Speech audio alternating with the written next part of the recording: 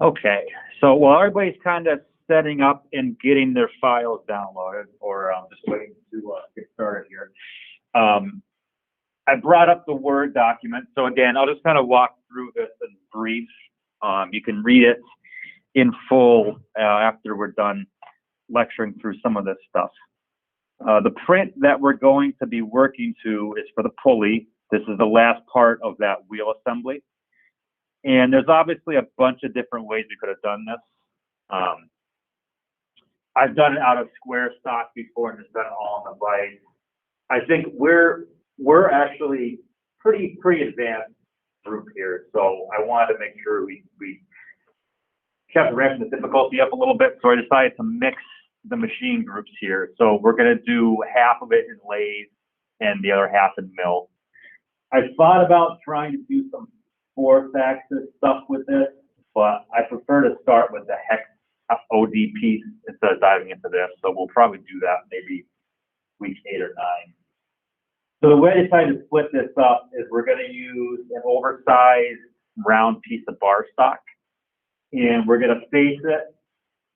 We're going to machine what we can on this side of this step here, and then we're going to part off at 1.75, I think is what I call it out. So there'll be a little bit of stock on the back to face mill off, and then we'll do our pocket milling and stuff like that in soft jaws on the mill. Okay. As far as tolerancing goes, the only thing that I called out specifically that I want you to look at is, again, the other ream here. So you'll have to look at this ream size, check your chart, and get your drill size from that, and then do a ream on that. That's all going to be done in the lathe, so odd center. It's really easy to do it there.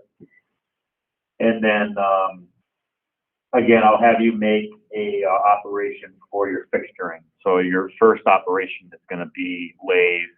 Top 20 is going to be milling the soft jaws, and then 30 and 40 will be machining the rest of the part. Okay. I call that all out in the Word document. You know, you're not going to need a SolidWorks assembly for the lathe, so we're just going to insert the part, and I'm going to help you build the stock and the chuck holding, the positioning of the chuck. We'll do that in class today, and then I will have you set up the SolidWorks stuff, you know, individually after the fact. Same kind of structure though. So even though we're not doing an Op 10 SolidWorks fixture, I mean, just make all the folders anyways. You can put like your ream chart in there or something just to call it out. You'll have it in there. We'll use the same curved vise stuff. You could even take, I hesitate to say this, but you could even take the one that we already did and copy it and then just modify the radius if you want to, or you can just draw it again yourself. I mean, you're not going to save yourself a ton of time by copying it. So as far as the stock goes, like I said, we're going to use 4-inch OD, which is oversized again, but we're going to lathe turn that to 3 1/4. Okay, so we're going to do a roughing pass on that. A lot bigger than it needs to be. I just did the 4 inches so that we had enough room to actually do a true finish, a true roughing pass on, so we could get acclimated with that again. You are going to have to do some drawing because you'll notice I call out a 1 3/4 puck at the end of the lathe process.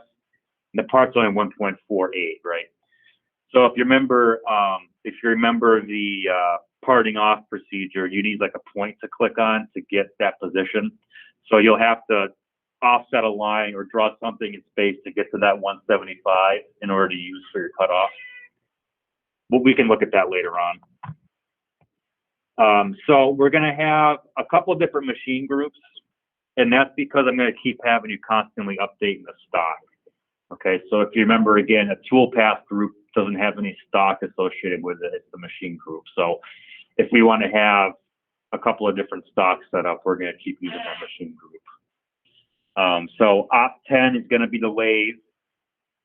We'll set that up together.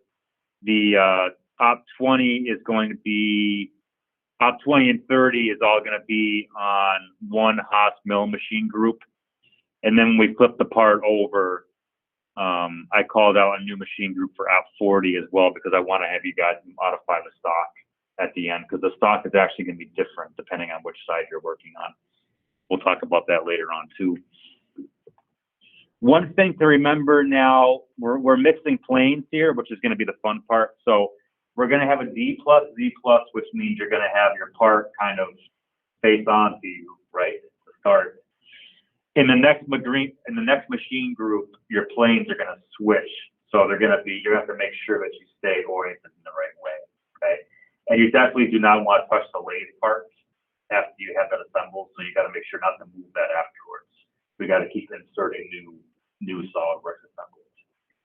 Again, we can have all this stuff mixed up all at once. We can make view sheets. We can do everything you want in that one file as long as we stay organized.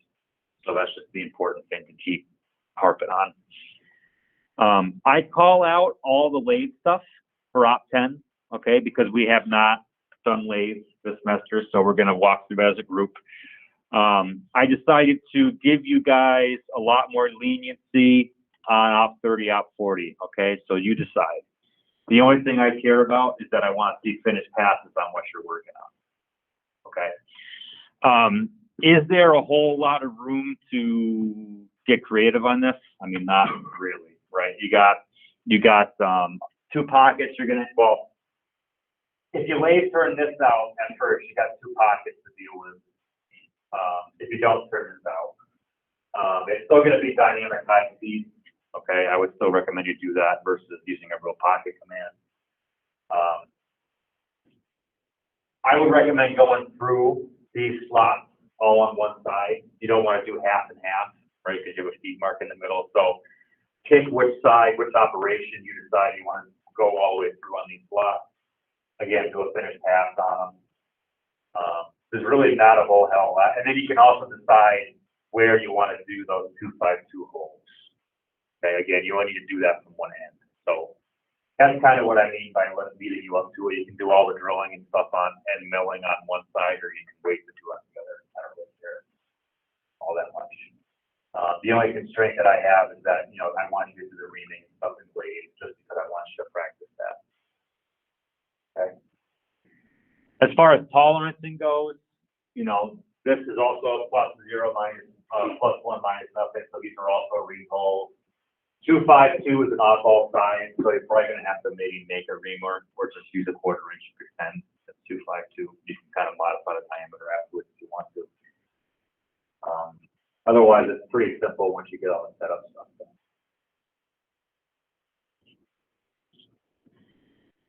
I don't think there's anything else on the Word document we can talk about, really. One thing that is interesting that I kind of thought about as I was developing this. So when you have a machine group and you generate a post file, it generates one file per machine group, right? So if you're getting programs, it's 0, it's an O, and then 001, you'll get 4 of those if you have 4 machine groups, okay? One thing I was thinking about is, you know, we use G54, G55, G56 regardless. Technically, if you switch into a different machine group and you got a new program, you could use G54 again. And I wasn't sure. I don't really. It's easier to keep track of like this, but just realize, you know, we're going in sequence and we're going to have 4 WCF codes. Basically, as we hand type them in, we're calling that out. But really, when you switch machine groups, you could use G54 over and over again if you're not having a different toolpath group in a second, you know, in a different machine. If you can follow me. It's not really, I don't think it matters too much, but it's just something I was thinking about. But yeah, so let's go to, I'm going to save this and just drop it down in case anybody has any questions. So I'm going to go directly into Mastercam. So I think everybody's got it open already. So when I am doing a lathe part like this, I want to make sure Mastercam is set up in D+, Z+ before I import the part, okay?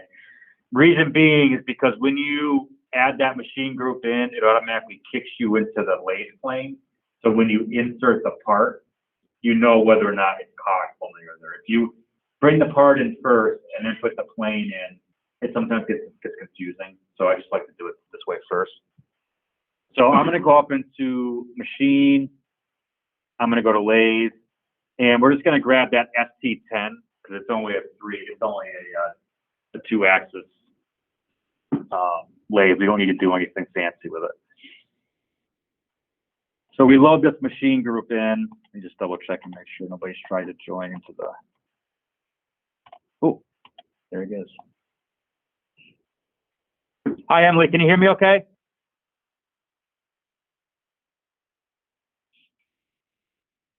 I don't know when she tried to get in here.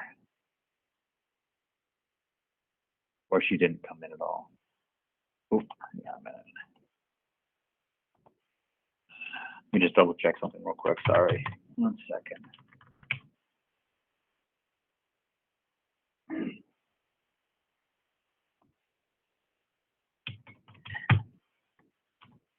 The one problem with this is that you have to like allow people to come into it. And if I don't see that they're trying to get in,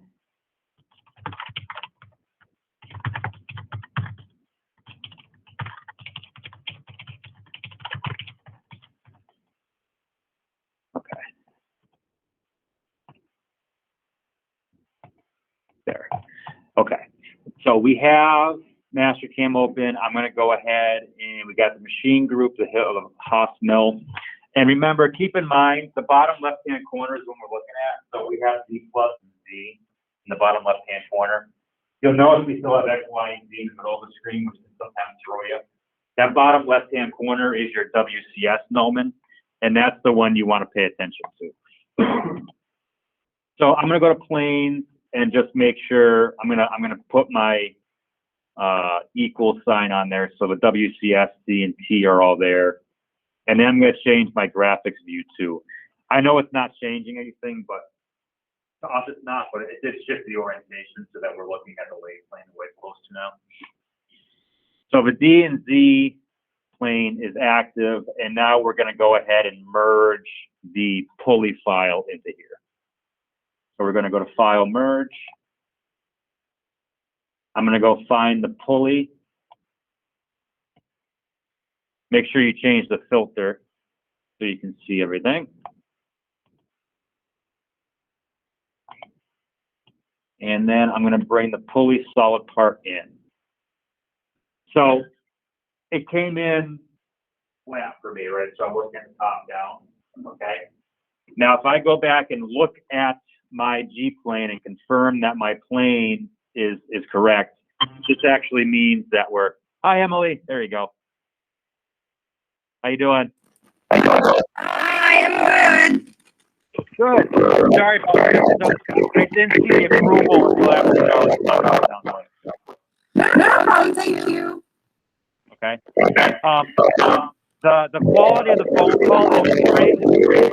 So I'm just going to lower my volume. If you need anything, let me know, okay? I'm just starting to go through it now. All right, thank you. And I am recording, so you'll go Okay, thank you. Okay. So because we did that initial work with the D and the Z, and I know what we should be seeing it in the lathe plane, I know we have to shift this. You know what I mean?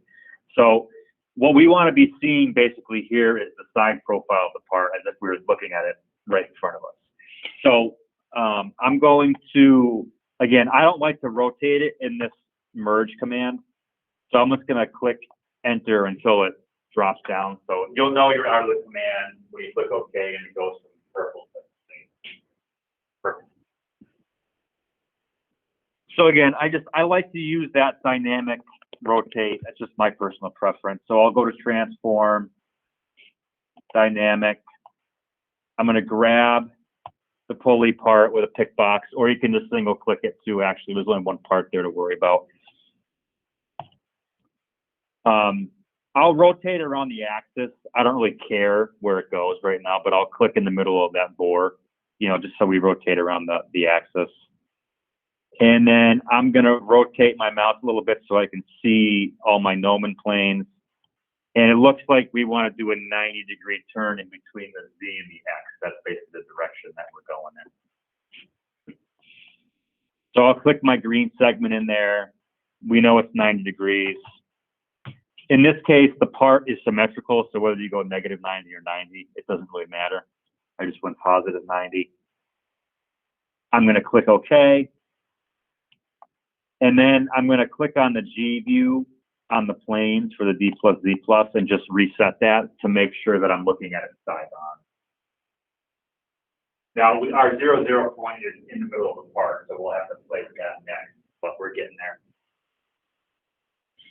So that's Sean, I'm sorry. I'm just gonna close this and then open it from my other computer so I can work and watch you at the same time. Okay, sure. Yeah, yeah. Oh, okay. There we go.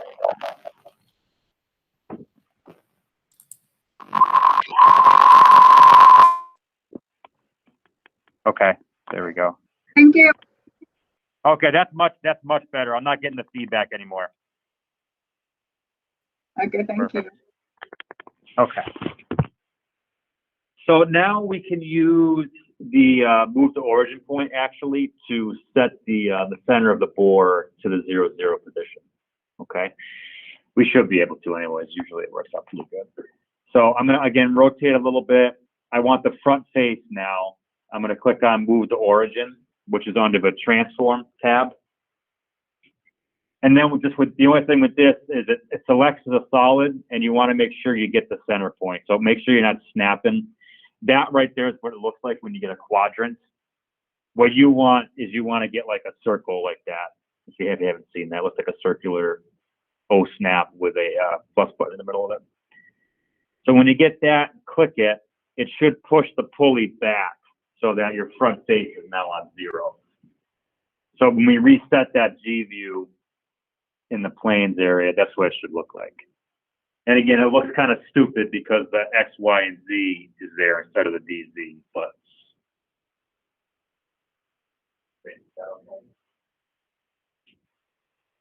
So once you have that, I'd like to go ahead and save this file. So I'll do a file save. We'll put that in the week 6 folder. And then we'll be able to start building our lathe stock and our fixturing and stuff for this in here.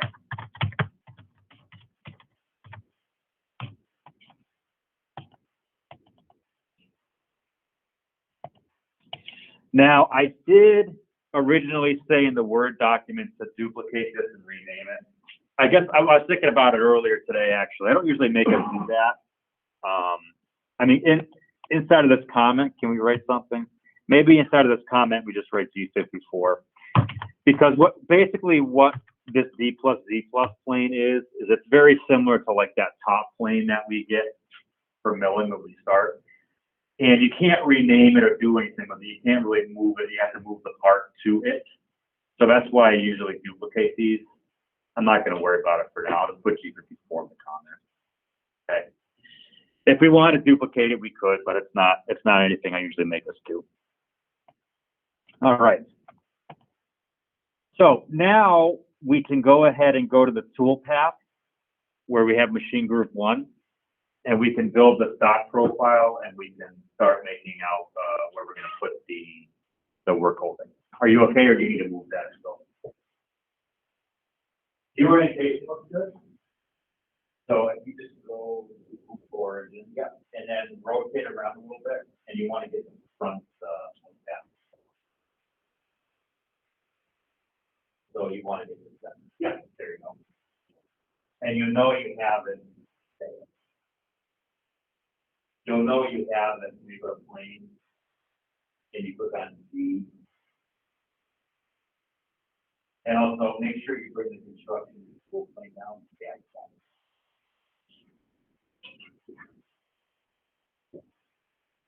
I don't think I called it out, but we're going to leave 30,000. Oh, actually, I did actually. Well, no, I didn't say it. So we're going to have 30,000 in the front to face before we do anything. And I'm saying that we're cutting this out of a bar. So I don't really care how far back this bar goes when we set it up, but I do care about where the vice grips are, because you want to choke up on this as far as we possibly can. And basically we do that because we want to eliminate TIR and make sure we're not getting a lot of wobbling and things like that when we're cutting. So we're going to go to stock setup. We're going to change the stock plane. Okay, that's the first thing we want to do. This should be D plus Z plus. You do that and click OK. And we're going to define the stocks first, and then we'll do the chuck jaws second. And that's because we're working our way from top to bottom. So inside of stock, I want to go to properties. And we can shortly discuss the differences between some of these things. If you do use margins, what that's going to do is that's going to read your solid, and you can basically add material to it. So if you wanted to add 1/8 of an inch to the OD to get your stock size, you could do that. The way we're going to do it today is just by defining a piece of stock that we have. We're not really doing it off the margins. We're just going to type in a number. If you do use margins, this is what it looks like. So again, you could just write OD margin, right margin, left margin, and that's based off of the size of your part. You still got to put the same number of inputs in, so that's why I don't usually use it much. So to start, our OD is 4 inches. I'll just double check that. 4 inches, yep. And as you can see, the preview kind of fills in the background, so that looks like it makes sense, okay? So here's where I don't care about our length, right? So our length could be 196 inches right now. You know, it's a bar feeder is what we're pretending, okay? I just want to have enough to make it look realistic, so I'm just going to put like 10 in there. All right, we'll put 10, let's do 12 inches. We'll do an even foot, okay? With the understanding that that is just kind of, it doesn't really matter to us at this point. Now, the position along the axis in the Z, that is how we offset that initial amount on front of the face to basically have some material to face off, okay? You're always gonna, the very first thing you wanna do, even on a stock bar, is face it parallel using your machine. You never know what that front face is gonna look like, and especially if it's been used and cut in a saw or something like that before, you always gotta qualify that front face. At a minimum, 30,000. If it's really bad, you know, and it looks like a saw cut, you may want to do an 1/8 inch. In our case, let's pretend like this thing's been kind of mangled. So let's do a Z offset of 0.125. And again, that's positive because we're defining a direction with that. So if we're going off a 0 and we want to go to the right, that's a positive move. And you'll see that great piece of stock move forward as you do that. Sean? Yes. Excuse me. Where I forgot where to pull this out. I was trying to follow, but then my computer got restarted. Where do I go for this? The machine component manager? Is it under stock? So we loaded a machine group. Yeah, I already did that. Okay, and you have the lathe machine group? Oh, that's the problem. Okay. Yeah, we're going through we're doing the lathe part first, but we haven't done it in a while, so that's probably why. Okay. You'll probably have to load the machine group for lathe in first, and then delete the mill one. It won't let you delete the milling one until you put a second one in. Got it. If that makes sense, because now it's gonna make you have at least one machine group now. Okay, got it. Okay. Okay. No problem. It's okay. Yeah. No problem. So that is our stock setup. So we'll want to remember the 12 inches because we'll use that number later on maybe. And again, any of the other stuff that's in here, the color and all that stuff, I'm not worried about any of that. So we are going to go ahead and click OK on that. And now what we can do is we can go to the chuck jaws and we can start defining that location. So the cool thing with the stock and everything here, you notice that as you make an input, the preview behind you changes, okay? So I want to make sure I can kind of see what's happening on my screen as I'm making stuff happen. So I'm going to click OK and just get out of here for a second. and just kind of zoom out a little bit. And I'm only doing this because I know I'm going to get that preview, and I want to make sure I can see everything. Okay, you don't have to do this, but it's just something to keep in mind. So back inside the stock setup, now we can go to Chuck Jaws and we can do properties. Okay. The geometry, I'm not worried about. If you had a specific set of jaws that you were using and you wanted to define them, you could modify the definition of the jaws in here, the step diameters and the lengths and things like that. For us, we're just going to go straight into parameters, and we're going to define our position of our chuck. So I always click on from stock to start. So basically we're gripping on that 4-inch diameter, and you'll see that under user defined position, it's already picked up on that. It says 4 inches. So it knows what you typed in the previous screen. If we had steps in the stock or something like that, you click on grip on maximum diameter. Here it does not really matter. Now, grip length. This is why whatever you put in there for that first value matters, because if you notice that it comes from the back of the bar, you see that graphic. So if you just type in kind of a crazy number in there, because we're doing like this, you still got to know where that point is so that you know where it's shucked from. I wish it came from the front, but it doesn't. So if we want our grip length to be right on the front face of that bar, just as an example, I'd put in 12 inches there, and you see there's my chuck, right? So it's right on that 0, 0 point now because we had 12 in the other screen. I always do that first to kind of get my position baselined, and then I'll pull back and see what looks good, only because we don't really have a defined position yet, all right? So we know that our part is at a minimum 1.48. So if I subtract 1.48 minus 1.48 from that grip length of 12, and again, I'm just going through the steps here. So now I know I'm at the bare minimum position. I'm right in the back of the part, right?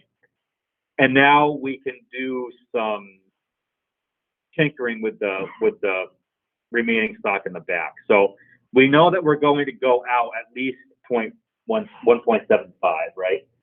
So we actually need to, it probably would have been easier to do like 12 and then, well, let's just round to 2 inches. So if we know we want 2 more inches of clearance, we can just take -2 out of this. And then we're at 8.52.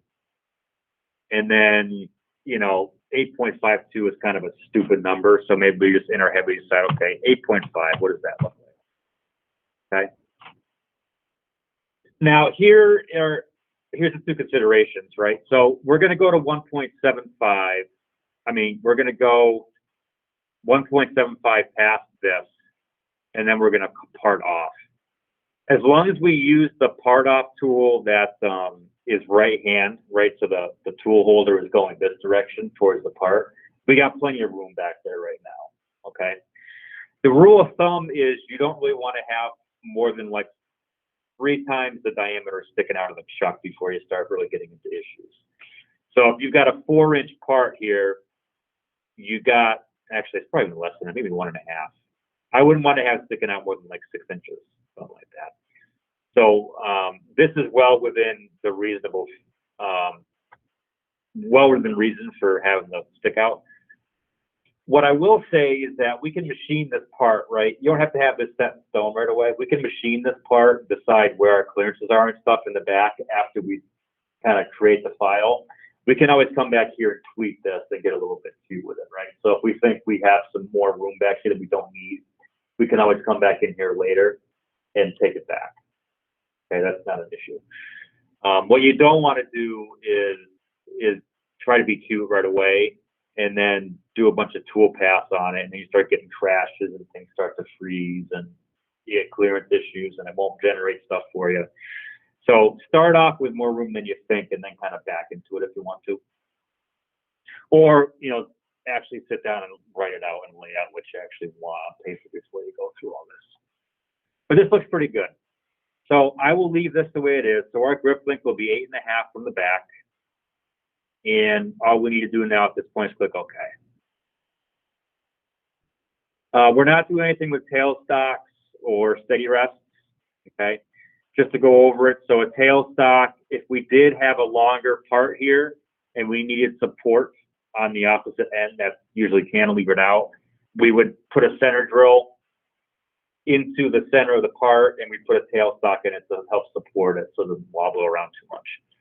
When you get really long, we have a steady rest, and a steady rest is basically a set of bearings that go on the slide table for the lathe, and you can actually put them at different positions underneath the workpiece to help support it in the middle, because eventually too gravity starts acting in the middle of this thing, and there's no way to support that unless you put a steady rest underneath it. I did a lot of that stuff in my previous job. We used to use workpieces that were hundreds of inches long, and you used to have steady rests like at 4 or 5 positions along the face. So you'd be taking a chip on it, and you'd have to like take half a chip and then stop, and then move the steady rest, and then keep going. It's kind of a pain in the butt, but it's one of the only ways you can really support a workpiece that's long like that. So we'll click OK, and at this point, we are basically ready to machine. So again, we don't care what's going on back here. You know, this is a good position here. And again, you know, once we complete this, we're going to do the same thing we normally do. So we'll insert a new machine group for milling, right? Or if you wanted to, you could just make a new file if you wanted to, but I'm trying to do it all in one. And then you're going to go through the same process, right? I would try to stay, you know, on this axis. So when you bring in a new part, you'll turn all this stuff off, offset a certain distance, flip the part into that orientation. Make sure you're not flipping. I did call that out too. You know, make sure you're not flipping the part into this. You want to make sure you go back into top and make that your default plane at the very least when you put the part in, so you know what you're looking at.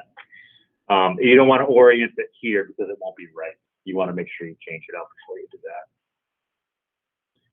that. Otherwise, we're basically ready to machine this. Now, I'm perfectly fine with walking. I think we can walk through the lathe turning here if you guys want to as a group. Would that be helpful, or do you want to try and tackle it? You think you want to walk through it as a group? Okay. It's the first time we've done lathe, so I'm okay with that. It's not going to take us very long. If you haven't saved it recently, go ahead and save it. And it looks like everybody's on the same page here, so that's great. So facing is really simple. That'll be the first thing that we do. I'm going to go up into lathe turning. And facing is the 4th one from the left in the general tab over there. You can see that. So we click on face. We have an 80-degree right-hand OD tool available, and that is perfect. We don't need to go look for anything else. In general, when you see a large number, as like 80 degrees, 75 degrees, something like that, that tends to be a roughing tool. That is the included angle on the insert. And the wider that angle, the more surface area you have, or the more of a nose you have for cutting. So when you see a finer one, like a 35 degree, that's usually your finish tool. Okay. So the same thing. This is less material removed, but it's usually at a faster rate, and it gets a better surface finish that way. Okay. So in general, we're looking for the higher degree thing. So 80 degree is good. Speed rates and things like that, we're going to let Mastercam drive that, so we're not going to modify any of that. In the comment, we're going to go ahead and just say face the part and establish Z0. Z0.0. We're not going to leave any material for finishing or anything like that. We're just going to do it all from here. We're going to go to face parameters. And because the stock profile and generally the machine tool paths on lathes are simple and easy to predict. Mastercam is really good about updating the stock mid tool path or mid design here. So you see a lot of this stuff, you can use the stock that's left from the previous option, from the previous machining things, and it updates as we go, versus where in the milling, it's there, but you can't really use it for anything. You're still kind of defining your own stuff by hand, like your top of stock and things like that. In here, it automatically knows what's gone already, so it's kind of nice. We're going to use the stock, and you can look at this graphic here. So it's going to say, okay, it's going to see this radio button. It knows it's 4-inch, so it's going to start there. It's going to be 100 thousandths above. So this is in it's in radius, not diameter. So technically, your clearance would be 4.2, right? Because you're doubling that 100 thou. Finish step over of 0.01 is fine.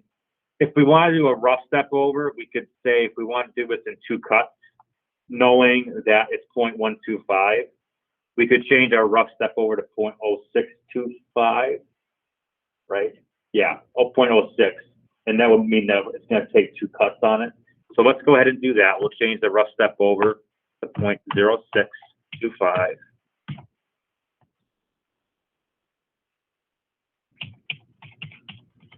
We could most certainly take 1/8 of an inch off of this without any issues, especially in aluminum.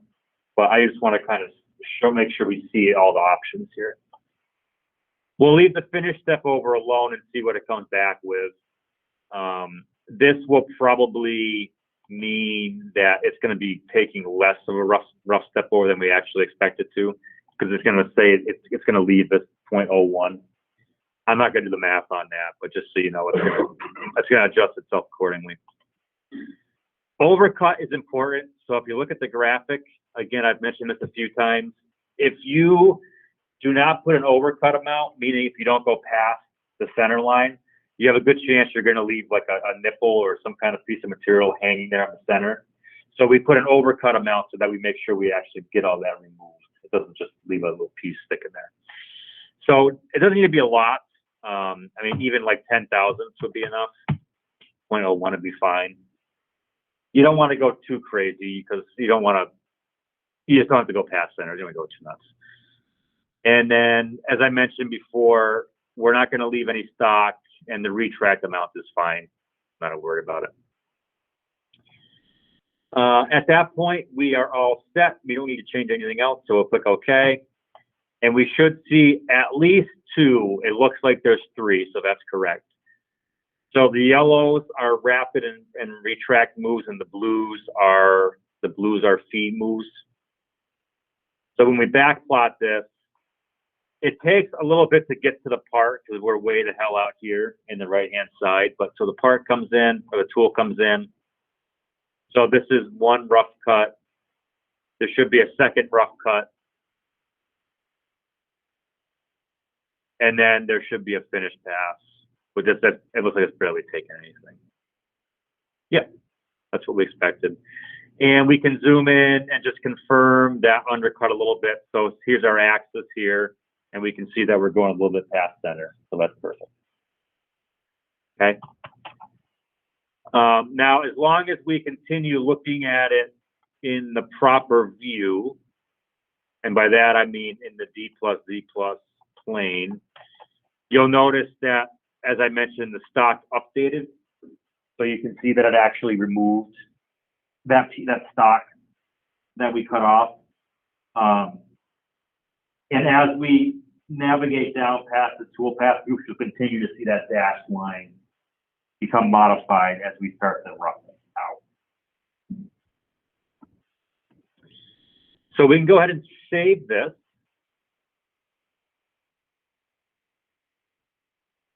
And now what we're going to do is we're going to rough it. Okay. So I alluded to this. Sorry, did you have a question? Sorry, again. Okay. So as I alluded to, there is something here that we can't get at, and that's basically this area here. We could try to groove it out or something like that, but we're not going to, there's no good way to lathe turn that. Okay. So that's why I mentioned when you take this off the lathe, it's not going to be symmetrical. You can machine this part out on the lathe and then just mill this off of one side later on.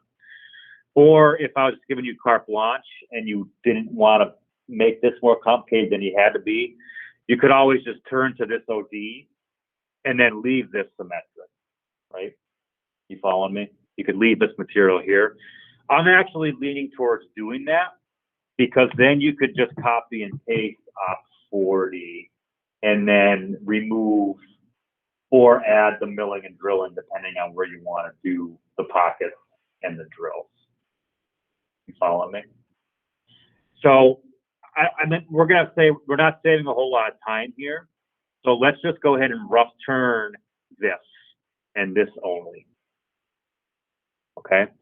Now that is how we're gonna. What's the best way to do that? Turn all that. Well, you can't get in the back here.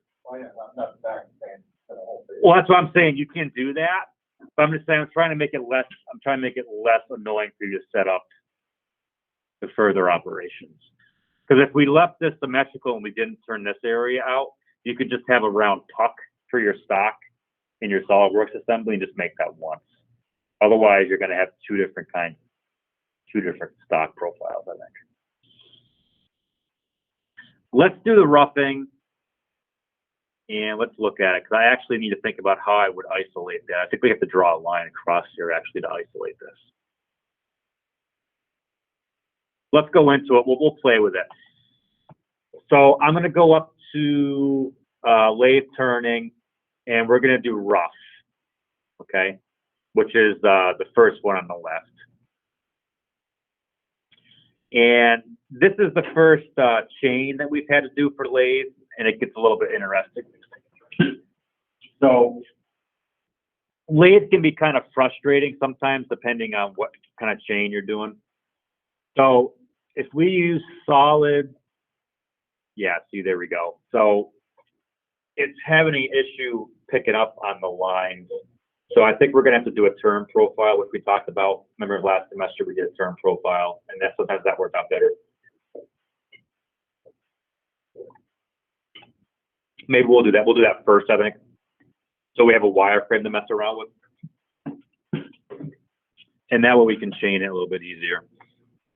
I'm just curious. So when you over there try to change this to solids, does everybody get that same lathe profile error? Looks like it. Okay. I thought that may be the case.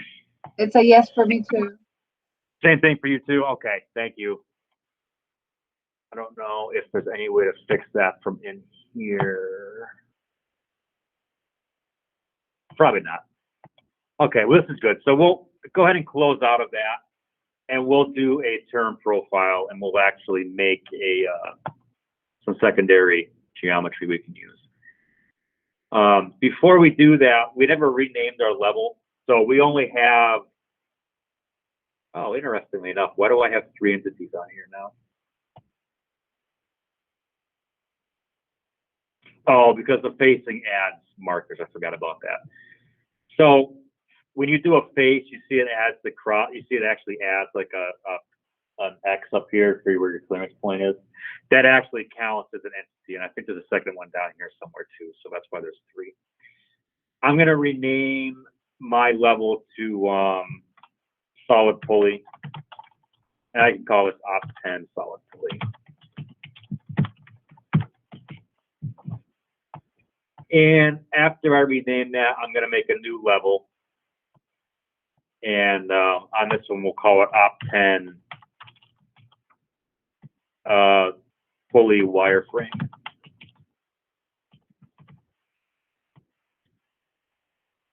And then I want to make sure that's an active level. So when you make a new one, it automatically defaults to that. So you shouldn't change anything, but just keep an eye on that checkbox.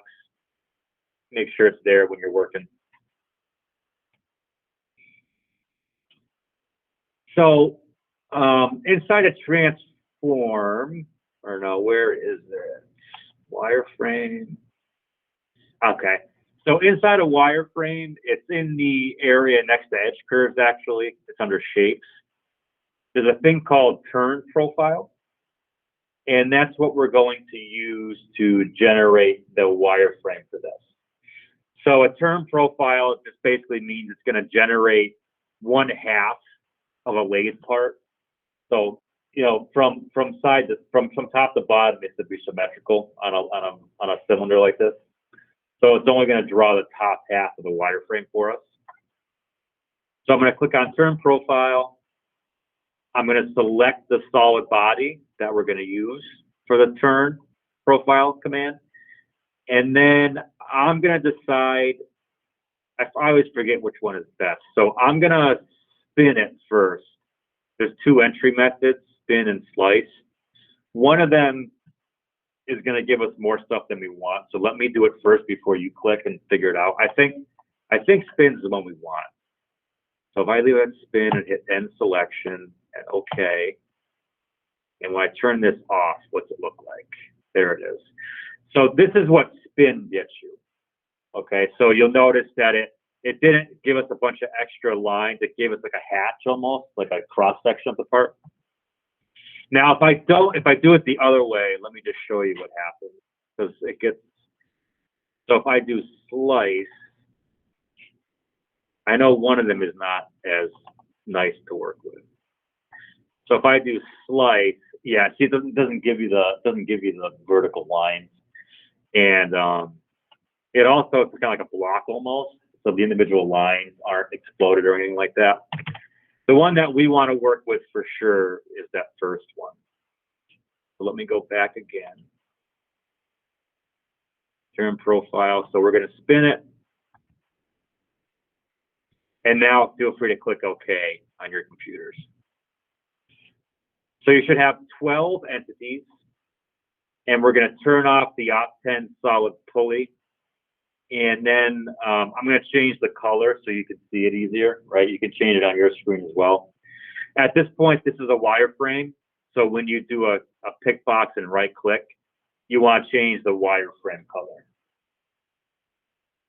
and not the solid color because that won't do anything for you.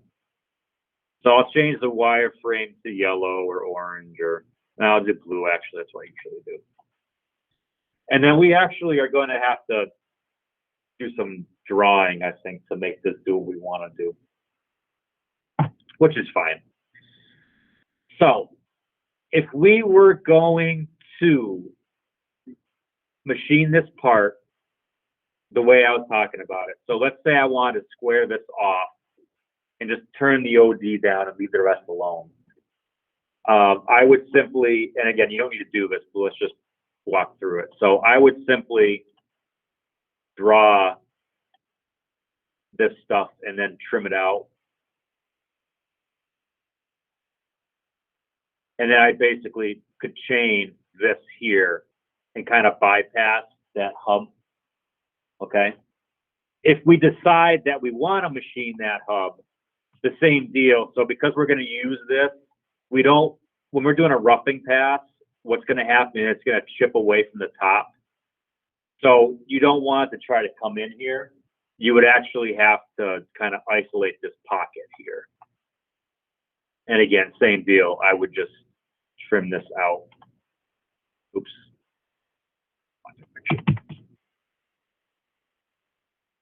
And at that point, our chain would be this.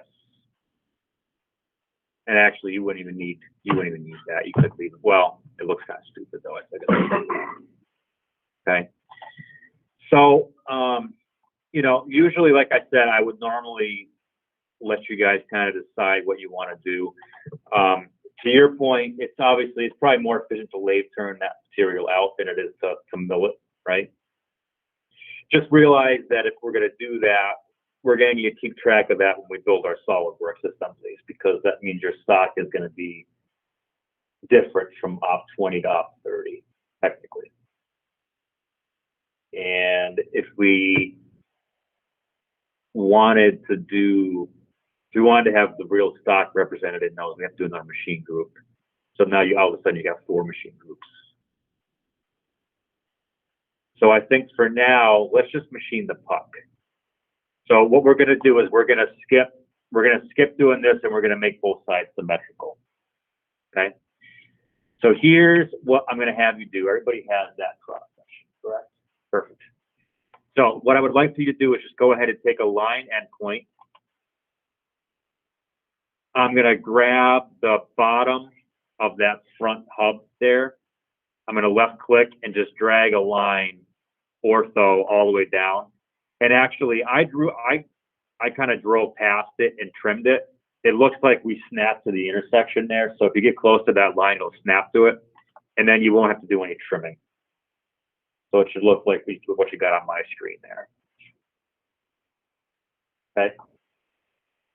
Now we'll see if we can, this line here may cause us an issue when we go to do the chain, because it may want to go that direction, because we're going to do, when we chain, we're going to pick on the start point and the end point, and it's going to pick everything in between. It's going to do a partial, and it might try to come in here, but we'll see what happens.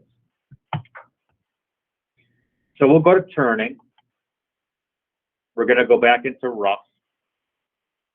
And then this time, since 3D was being kind of worrisome for us, we're going to go to C-plane. And as I mentioned, we're going to do a partial chain. So when we partial chain, that means we're going to click a start and an end point. And then hypothetically speaking, everything in between those 2 points should highlight. So I'm going to start in the bottom right-hand corner of the hub, closer to the center. And my start point should be, the green arrow should be on the right-hand side, the very front of the part. Now I'm going to go up and click the top of the hub up here, and we're going to see where it goes. So it got confused. It got confused by this. So I'm going to back out. And I am going to, and you don't need to do this, let me test it. I'm going to delete. Oh, actually, no, you know what? I know what it's doing. I want to make sure I don't have any overlapping lines either. And no, I don't. That's a single line. That's a single line. So I am going to delete these two here. You could also, if you wanted to save them, you could also just turn them off. You can move on a separate layer and turn them off. But let me try the picks again. So now I'm going to do that and that. I went quick, so I'll go back. But you see how it's not confused now? So if there's intersections in between, the chaining can be kind of silly, okay? And we can do whatever we want to this geometry because we made it, right? So who cares? So what I did, knowing that it was getting confused by these intersections here, I took these two cross pieces, these two small pieces, and I just deleted them. Okay? Again, we're not hurting anything. This is exactly the reason why we created this. So if I get rid of those two pieces of geometry, then we have a full, we have the ability to do a full chain. Now I'm seeing, do you guys have line segments there? Do you have to trim those out, or were you able to delete those? Yeah, I just trimmed it. Okay, so you guys trim it. So if you highlight this line, is that whole line open? Yeah. Okay, it is. So we need to trim that. So let me show you how I trimmed it. I think I must have broken it and not realized it. So let me go back. All right, so I have that. So here's what you actually have. So this line was whole, and then that line is there. So obviously you can't just delete this one. You could delete it and redraw it. But if you wanted to trim it, and we haven't talked about this either, so why not look at it? So trim two entities, which is under wireframe and just to the right of the curves on edge area. You see where it says trim two entities? Basically, you click on that, and the default one is auto, and you click on the lines that you want to keep. Okay, so let's say we wanted to get rid of this line here. I would click on the right-hand side of this line in relation to this, and then I would click on this line up here. And then that gets rid of the rest of the line up past it. So click to the right of the vertical line, and then click the vertical line, and that clears out that one on the bottom. You want to give it a shot? You're basically clicking on the line segment that you want to keep. So you want to keep this part of this horizontal, and then you want to go up. Here. I think you might get it.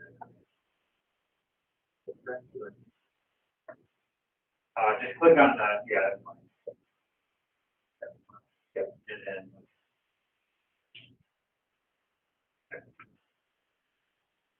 Yeah, you always click on the line segment that you want to keep. You got it. Perfect. You got 5 there. We'll look at that. It might be some stuff got moved on with. Okay. We'll find it afterwards. I'm not too worried about it. We can always go back and get it. Okay, so that bottom one is trimmed, and now the top part of that eye-looking area we can just delete, right? Because this intersection right here is also going to give us a little bit of hassle. So I'm also going to clear that out. Okay. So this basically right here is what we want. If we're gonna do it this way. So we will go back into roughing.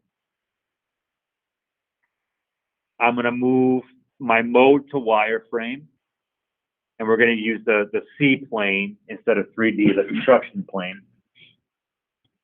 And now when we do partial, I can click close to the start point towards the bottom here, and then I can click up on the end point closest to the end of that line.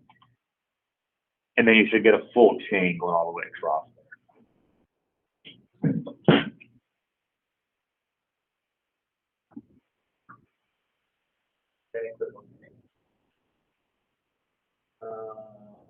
Clear your selection.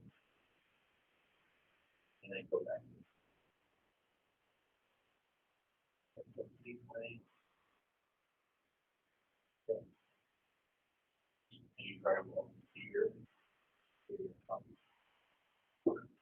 So that's why we might have something.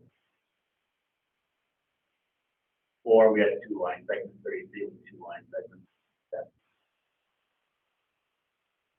So what I would do is just pull this out. The whole line there, yeah, and that's right. If you're getting an error, it's because you have 2 lines there. And again, I don't know. I'll walk around and still get that.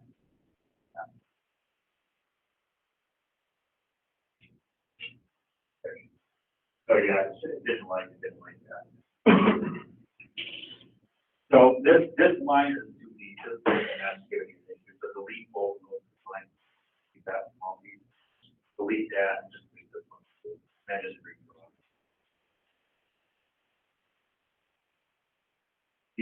That's really a sensitive command to do with target change.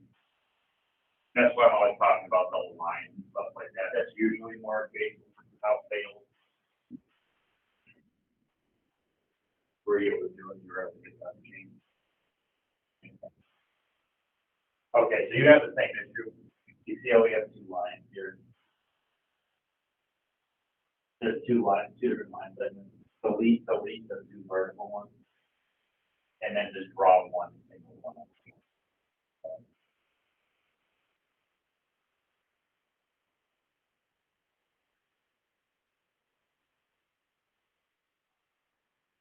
So you were holding for this one.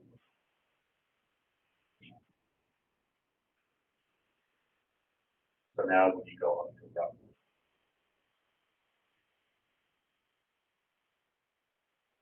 so you're still in 3D here then.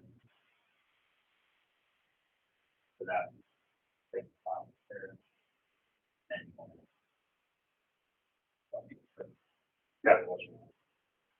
great. Okay. Maybe we'll do a stock flip and maybe we'll turn this on the other side. We'll see how, we can do a stock flip. Oh, my Word document's going to be all screwed up. What the hell do we care?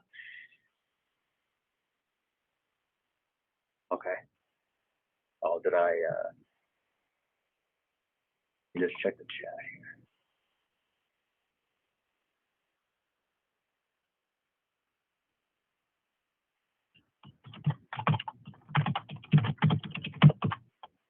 Okay. So let's go ahead and click OK on that. And we are going to use the same roughing tool, okay? And again, we'll walk through this together, so we'll kind of see how this is going to work. On our comment, we're going to say, just say rough DOD, and we'll leave 10 thousandths for finish.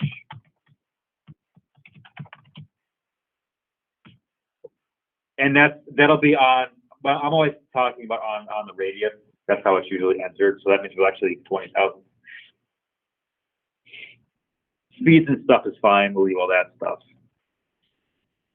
So now inside of roughing parameters, again, it's much simpler than milling. There's not a whole lot of things you got to deal with in here. So equal steps, depth of cut is of 100 thousandths is fine.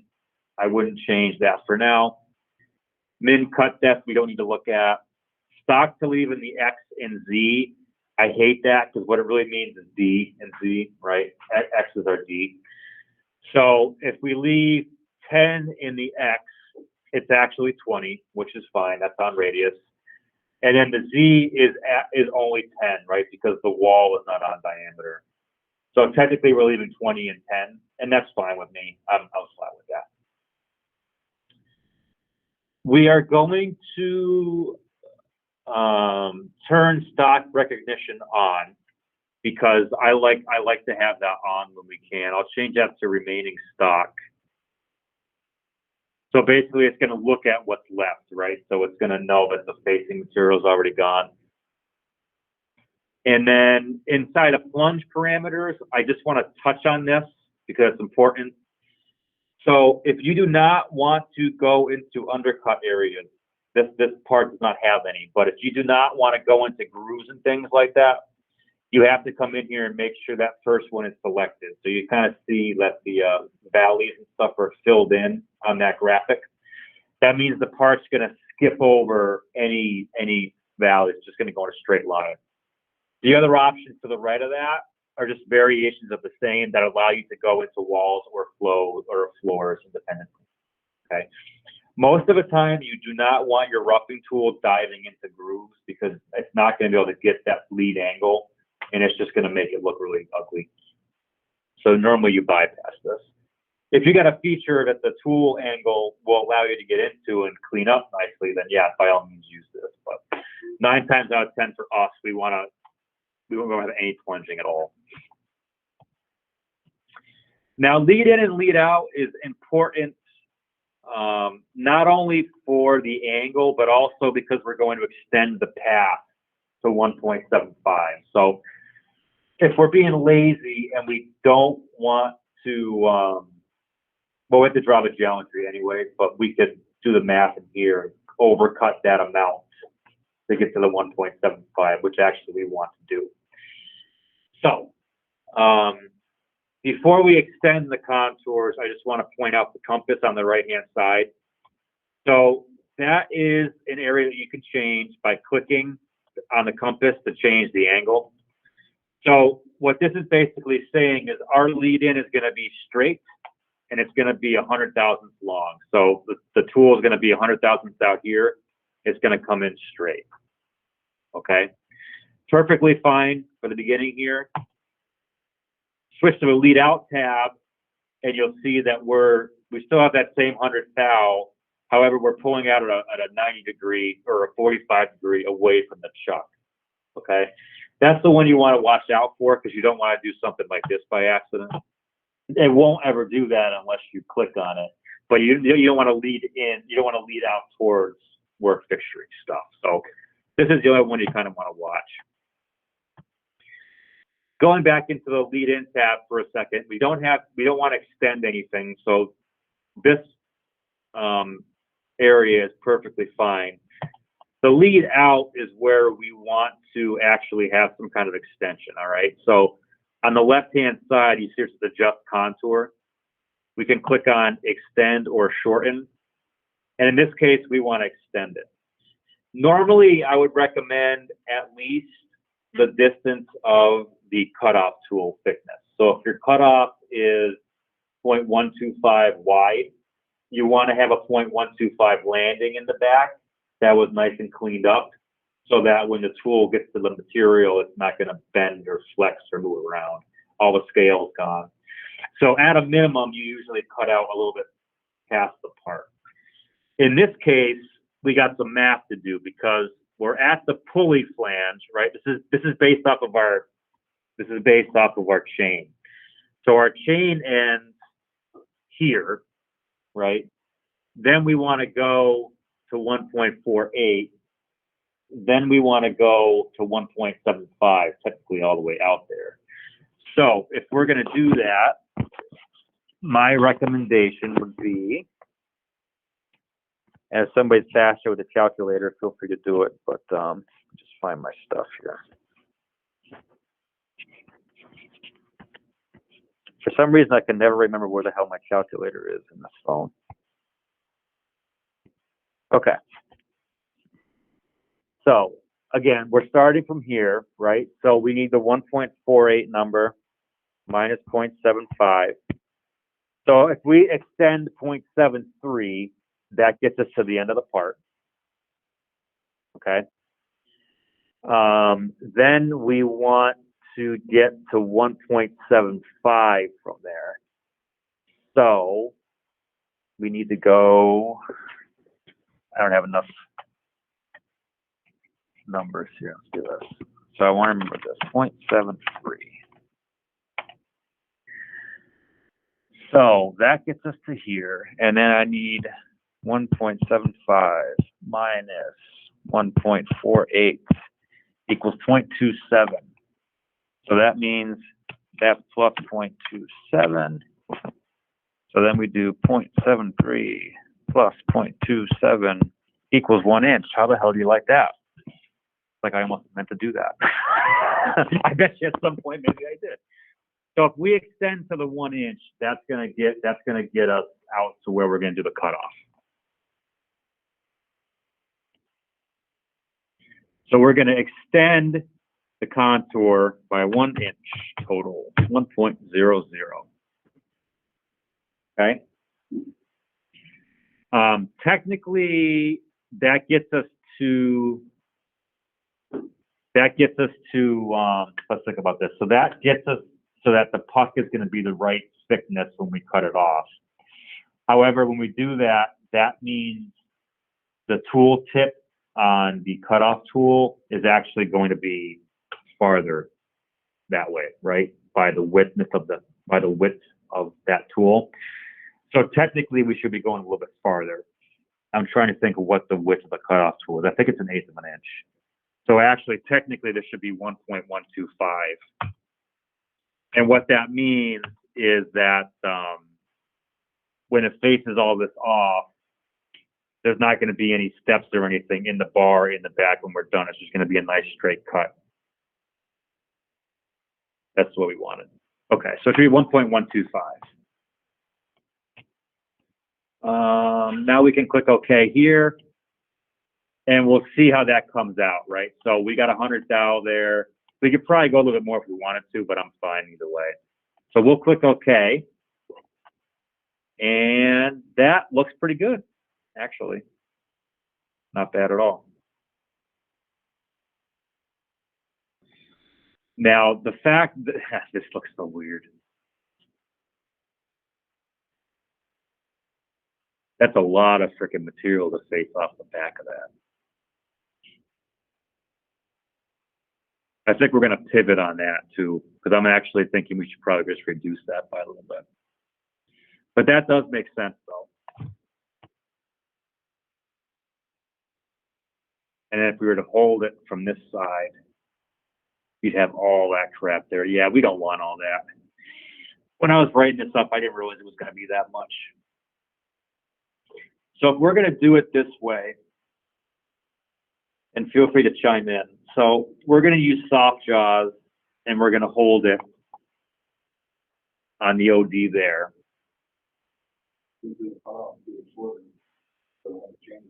That's what I'm thinking, right? So we could just part off here, right? And just not leave anything there for facing.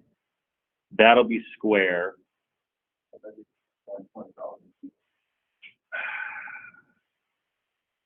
Do we even need to do that? Do we even need to do that though?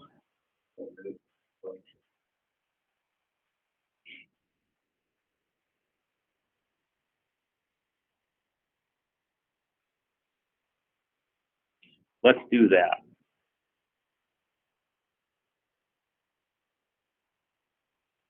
So that means we should only be extending the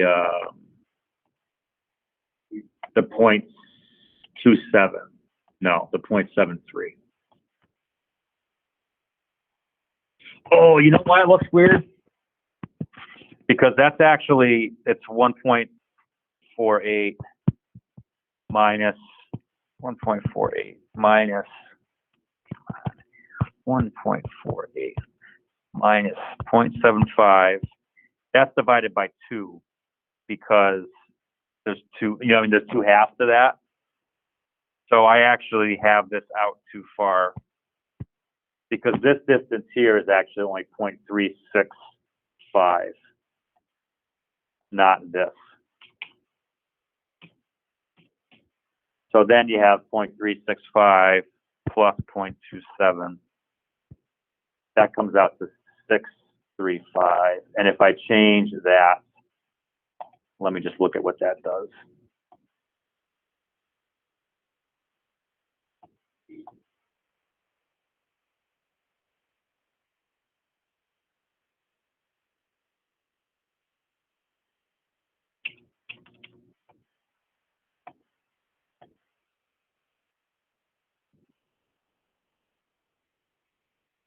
Yeah, so there's that. And then this technically should be where it parts off. So this should be 1/8 of an inch here if we do that. So let's try it that way. So let's go back into parameters if you haven't done it yet.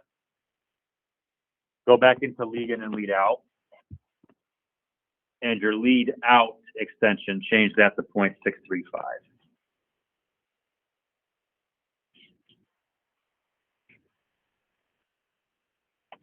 And we'll run with this and we'll kind of see what it looks like. I like it. Okay. So this all looks good. I'm happy with the depth of cut and everything. We'll leave that alone. Now we are going to finish turn the same profile. Okay. To make it a little bit easier to see stuff, I'm going to select the toolpath group and click on the toggle display and just get rid of the toolpath that we've already seen. Okay. If it turns on one, you just click it again, it'll turn everything off hopefully. The other thing you can do is click on the whole machine group and then hit that same thing and it'll get rid of everything. So we're going to go to the finish toolpath, which is under turning again. Turning finish. And we're going to do the same chain. And we can actually use the last command. Okay, so instead of having to rechain what we just did, but down underneath where it says selection, there's a green arrow and a cursor. It says last. You left click on that and it'll bring up the last chain that you selected. It's a nice little shortcut to remember that it's there. In milling, sometimes it's there in some commands and sometimes it's not. In lathe, it's always like this. It's easy. So I'll click OK. Same comment structure. So we're just going to say finish turn. Finish turn the part. Finish turn the pulley OD, something like that. And this time we are going to switch that tool. Okay, so instead of using the 80 degree, we're going to go ahead and select that 35-degree right-hand OD finish. It has the same kind of reinitialize speeds and feeds. So right now it's still using the roughing tool. So if you select it and then right-click and do reinitialize, it'll change your speeds and feeds on it.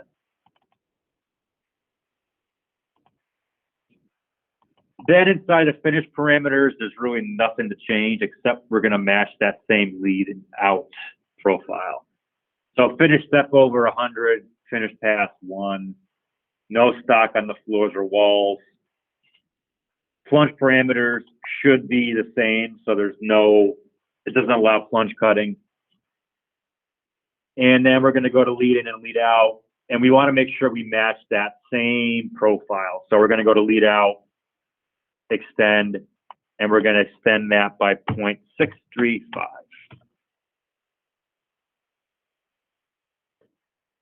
So when we backplot that finished turn, it should look exactly like the roughing, only, only just one single run. And I'll backplot that. I didn't backplot the other one, but we could have. So let that run for a minute.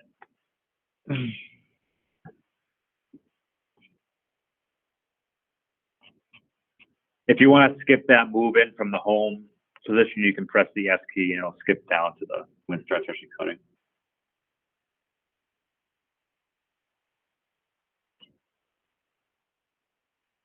Great. One thing we could consider doing to make sure we're leaving a nice clean area in the back is instead of this 45-degree out, we could also lead out at 90 and go straight up and just make sure we're cleaning this up and we're not leaving like an undercut in the back or whatever by accident. It's not important, but it's just something you can think about. If you're actually working like in a shop, you don't want to leave the end of this bar all crap for the next guy. You want to make sure try to leave it a little bit cleaned up.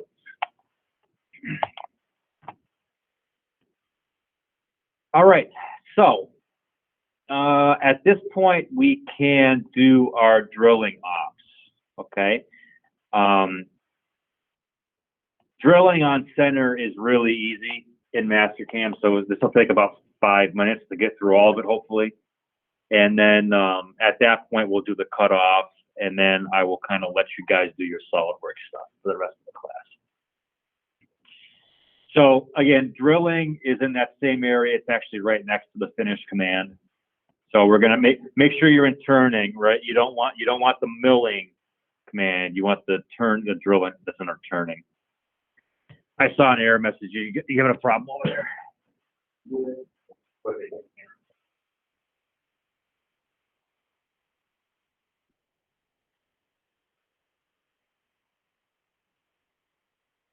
You try to.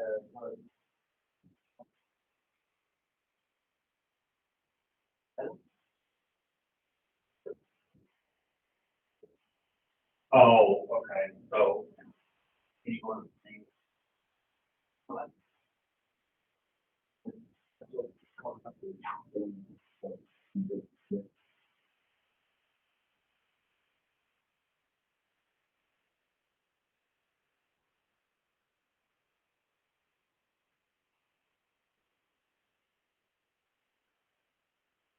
You pick any number.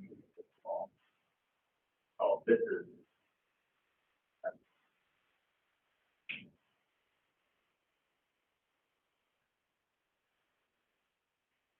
So that 8, it was blowing through. It was going all the way back down.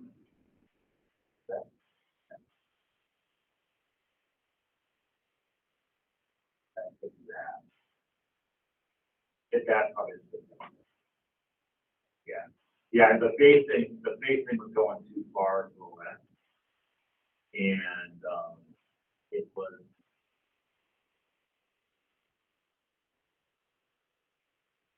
Yeah, so the facing command that you had was wiping everything out, and it was confusing the others. But you're okay now.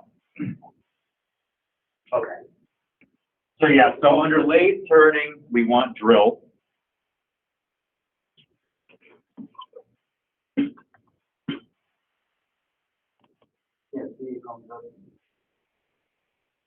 It's still plain.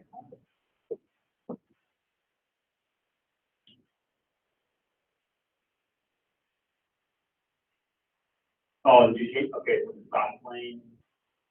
Let's check. So here's the top there. This should be D plus.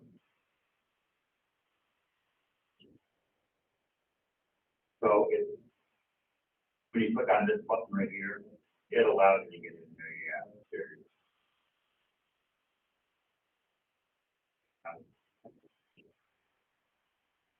Yeah. You're welcome.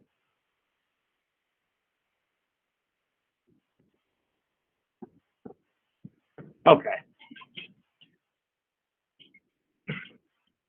Oh yeah, I forgot. We're gonna do a stock flip after this too. We'll do that next. Let's try it. Okay, so we want to center drill this. That T0202 is fine. Number 5 center, no big deal. We're just gonna basically, we're just spotting it for a drill. We're not using it for the center, for a tailstock or anything. So in the comment, we're just gonna say spot drill. And the hole size is 0.625. So let's spot drill to, I don't know, 1/4 inch, something like that. We'll say spot drill to 1/4 inch diameter.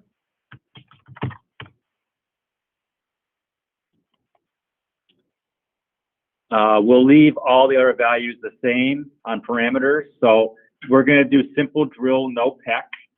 All right. Our depth works the same way. So you see that little calculator button in the next tab over. We can use that to calculate our actual depth to get the spot drill diameter. We're going to change it to absolute. Click on the calculator, and it's the same exact thing we're used to. So our finished diameter is going to be 0.25, which means our depth is 0.075, and we're going to overwrite that, not add to it. I usually always change it to overwrite. So that's our final depth there. Okay.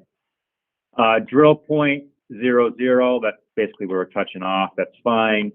Clearance should be a 1/4 inch absolute. And then retract should be 100 thou absolute. We can leave that alone. So we don't want to break through, but we will do the drill tip comp later on. Right now, we're just doing the spot. And the drill counter bore cycle is fine. Again, we don't have any cycles in here specific to spot drilling, so that's no big deal. So we'll click OK here. And then we'll see that we got a nice little spot in there. You know, it's nothing we need to worry about. We don't need to backplot that. I can see it in the stock, so we're good there. Okay. So now we got to go reference our chart. I don't know if anybody happen to have it handy. Did anybody open it up yet? Doesn't look like it. I don't have my flash drive plugged in, so if somebody has it on their flash drive, that'd be great. You got it, perfect. So we're going to 5/8. 0.6125. Perfect. So I'll put that in here, 0.6125. And what is that fractionally? Sorry. I can look over here too. 3964. Okay, that's obnoxious. 3964. We'll go look and see what we got in the library. 3964.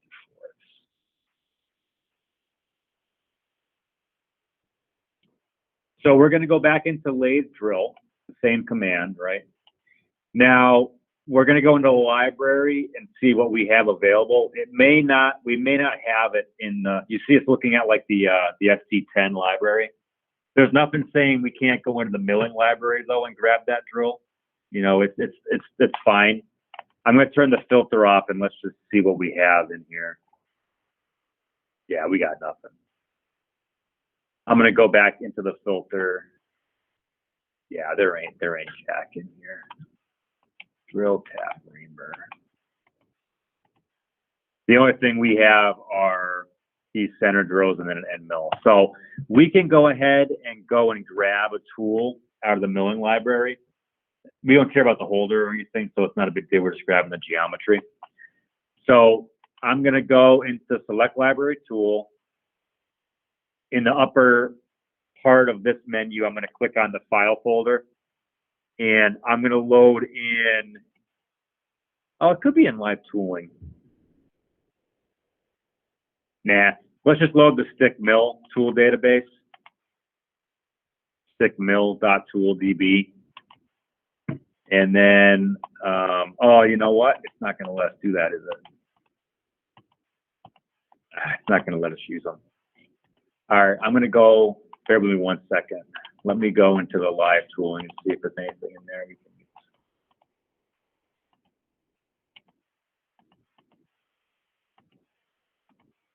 Come on. No. Oh.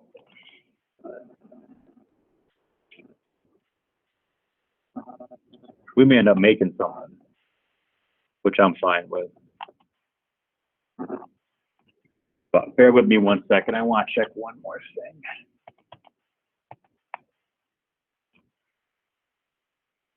Lathe H.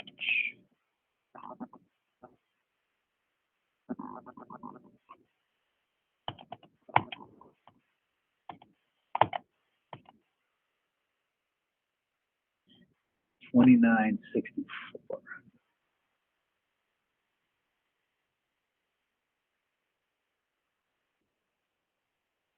Nah, there's nothing in here for that either. I didn't think about this part because we usually do this in the oh, there we go, L drills. Okay, let me find it in here, but I can almost guarantee you it's going to be in here. Drill.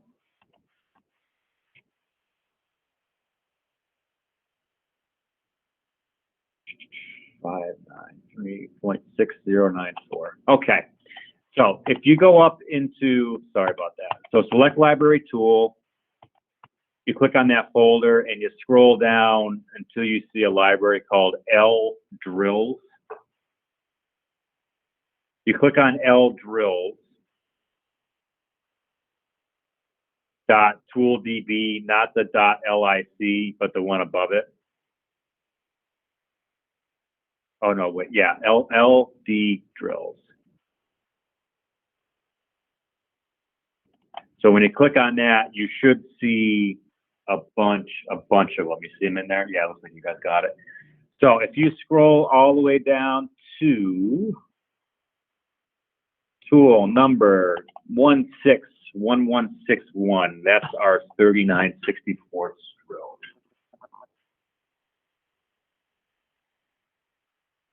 I'll walk around and make sure everybody's in that right library. That okay? So you can bounce around in any of these tool libraries at any time. So no, keep scrolling up actually. 39, which is like 1.6. So you're okay.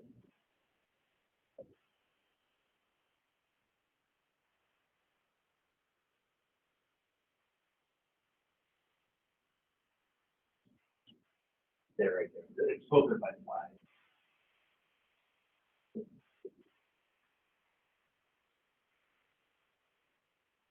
Oh, you're eligible. Go back into there. Yeah.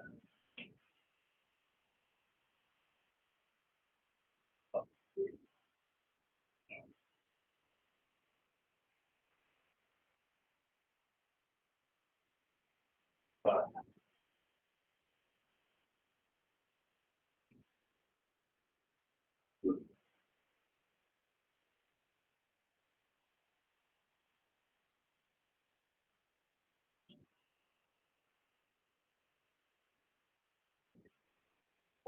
39.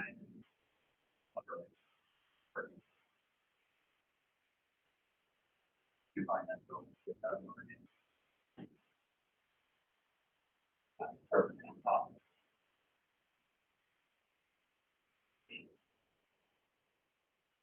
There's always a tool in there somewhere. You just got to figure out what library it's in. And obviously, if you're home, you may not have all this stuff, so that kind of makes it. I actually think this is a default one, so actually you might actually have this if you're at home. That's for my queue. What's that? I said that was for my queue. Yeah, did you were you able to find that? I cannot follow because I'm stuck with the positioning. Once you're done, Oh, okay. it's very easy for me. I am recording, so you'll be able to watch it a little bit later too. Yeah. All right. If you don't have that library, you may have to make this tool, but we can cover that. Okay, I will check now. Okay. All right, so we are going to go ahead and make a comment. So we'll say tap drill. I'm sorry, not tap drill. Ream pre-drill, something like that, or drill for ream. Yeah, drill for ream, sure. And at this point, you know, you may call out a Z depth usually. So let's say we're going to go Z minus 1.48 plus another 100 thou maybe. So maybe we'll go Z minus 1.58 will be our final depth at the end of this. We'll take a look at that and see how it looks. Z minus 1.580. So then we're going to go to simple drill, and I actually want a peck drill. So I'm going to first change the cycle to peck drill, and you'll see that the actual header on the tab changes, right? So now it's peck drill full retract, which is fine. So again, our depth, I normally like to have our depth be the actual number it should be on the print. So the depth is minus 1.48. And then we'll do the rest of our stuff with the drill tip comp. And that'll get added to it. So drill point, X and Z are 0. Clearance and retract are absolute, and they're the same as the last one, so that's great. Over here on the right-hand side, we have to tell it what we want our peck to be. Normally, I would say, I don't know, a quarter of the drill diameter, something like that. So if we're roughly at 5/8, maybe we do like a 0.375 peck, something like that. So first peck can be 0.375, and then subsequent can be 0.375. Normally, the first peck is probably a little bit shallower just because you're establishing the center. So, I mean, you could do that, but I don't really care. 3/8 is fine. Now, drill tip comp, we want to add that 100th thou, right? So we said a breakthrough amount is going to be 0.100. That may be a little bit too shallow. We may have to come back in here and play with that, but I want to see it in the simulation. And now that's it. We'll click OK.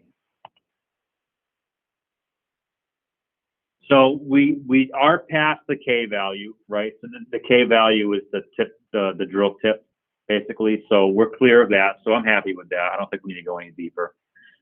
And we actually are going to be, we don't want to go too far because we're going to be leaving, it looks like a little bit of that tip in the bar when we're done.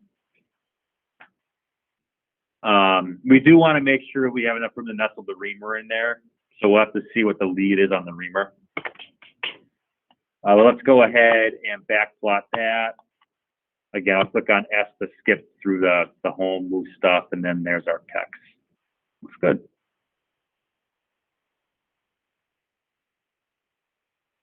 And one thing we didn't check that we should have is the link boost drill, but obviously it looks like we're pretty good. That's one thing you kind of want to keep in mind and watch. Now we're going to have the same issue with that reamer. I don't know if we're going to find reamers in here at all, but let's double check that. So it's going to be the same drill cycle, right? There isn't a reaming command necessarily. It's just in drill. So I'm going to go in here and see if I can find a ream. Again, the odds of that are probably going to be low. Oh, look at that. L reamers. Holy crap. Okay, never mind. So if you go back into search the library, right around where that L drill, lathe drill thing was, there's an L reamers. Now I doubt this is going to have. Well, actually, that's a standard size, right? With a 625. Yeah, so we probably have a 5/8 in there. So I'm going to scroll, and our 5/8 reamer is right here, and it's about 3/4 of the way down, I would say. It's a T162-162. It just says 5/8 reamer. And I'll let you find that before.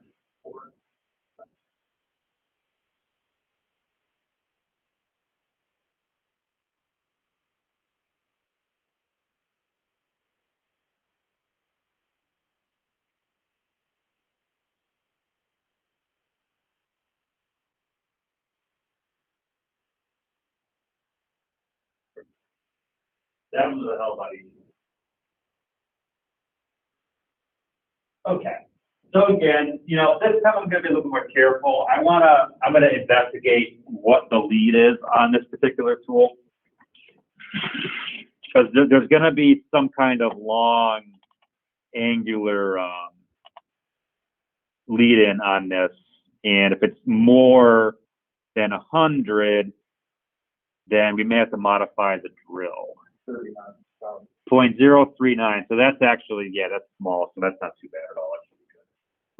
And again, you have to make sure that you actually check that out when you're assigning lathe tools to your carousel and stuff like that. So for this comment, we're just going to say ream hole 0.625, and we're going to do the same breakthrough. We don't want to do a full 100 because you don't ever want to bottom a tap out. So let's say we're going to break through like 0.08 or something like that, 0.085. That way we are queuing ourselves up to make sure we're not just throwing this thing. If it hits the bottom, it's going to break. All right. So you want to make sure that you don't go as far.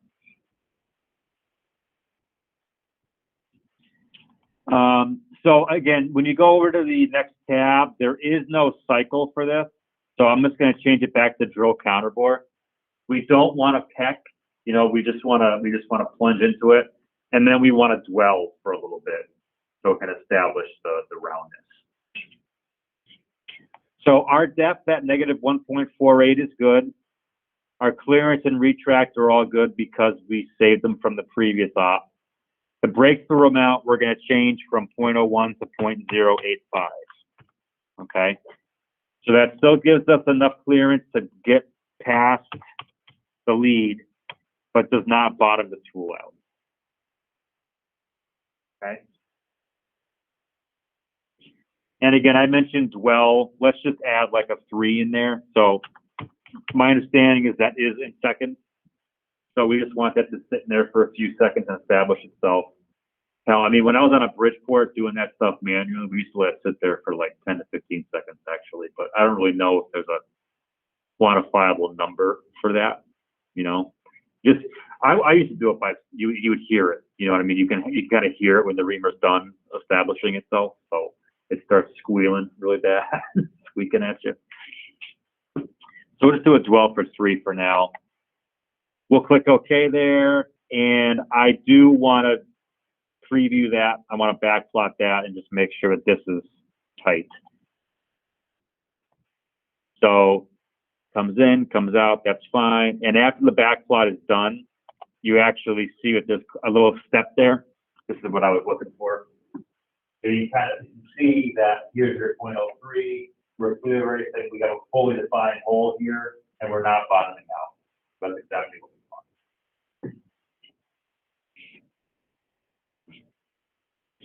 Okay. We have not saved this for a while, so we should probably do that. Okay.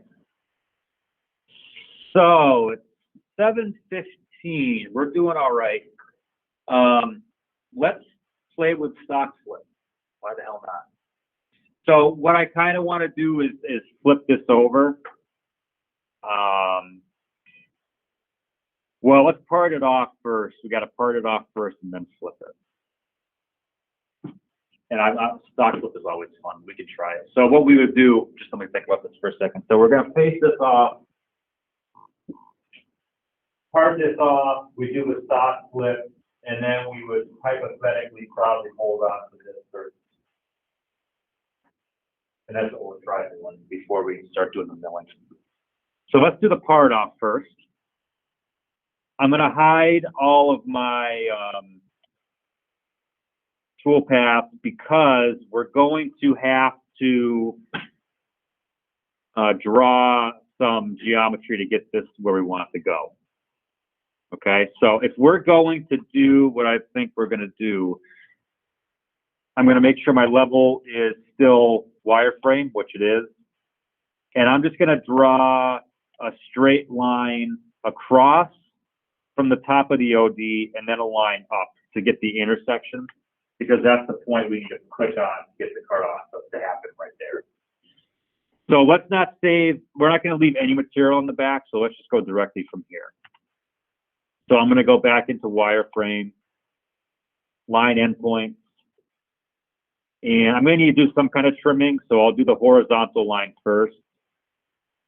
I'll do the vertical line second, and hopefully I should be able to snap to that point. Well, it's not really snapping, so I'm just going to overlap it. I'm going to go way farther up, and then I'll trim these two pieces. So let me change the color.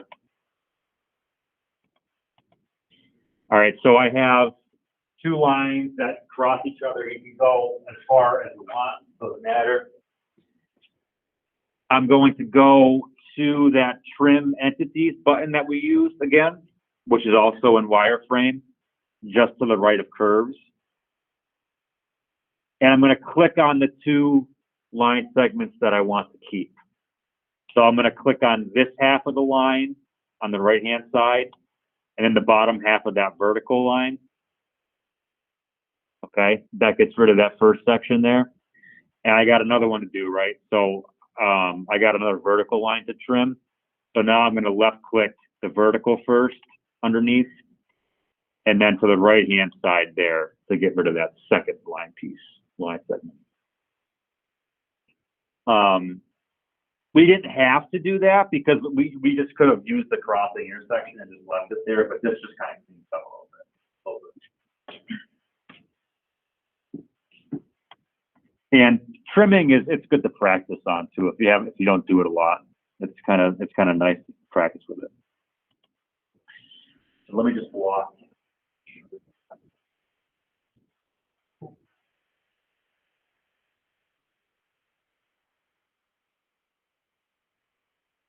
So the first line that you pick is the one that's going to get trimmed. So you want to click this one, get that one, get that. If you just pick this one and this one, it wouldn't trim this part. Cool.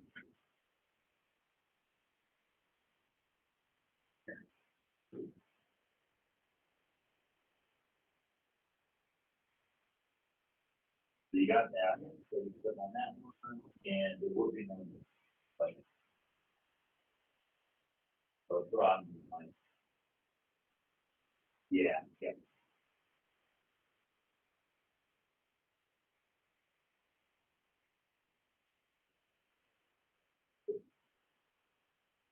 So when you click, go ahead and do mine. Don't hold the mouse button down, just do a click. And then drag, yeah, and then again. I think holding has to be done. So then if you do trim. So the first line you pick is one that's going to get trimmed. So if you want to do this, on the right hand side, bottom here, and you get to the top.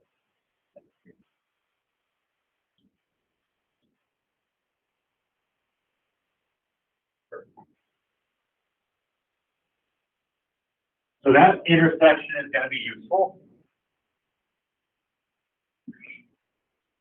We are now going to go to turning. We're going to expand the gallery so we can see the rest of the toolpath. And then we're going to go to cut off.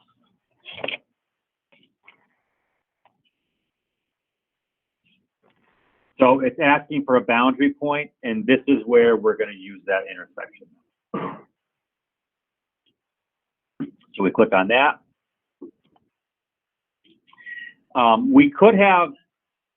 We probably could have used the bottom of that hub and then changed it to from stock, and it might have thrown it all the way up. But I like to have that geometry there. We're now going to have to go into the library and go back into our ST10 tool library. So select library tool. We're going to go back into the database selection. And then we want to grab the STCC ST10, which is the third one from the top. And that's going to have our normal tools back in it.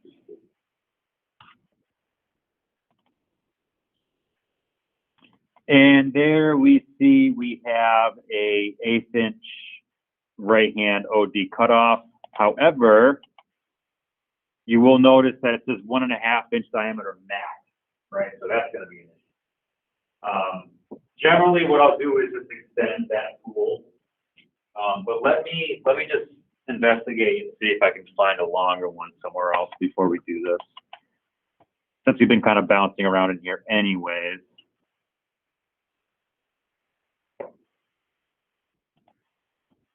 Let me go on the lathe inch for a second here.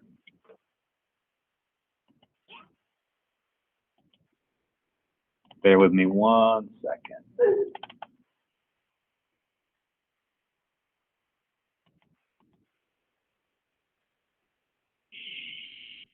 That's still only 3/4, so it's still going to be an issue.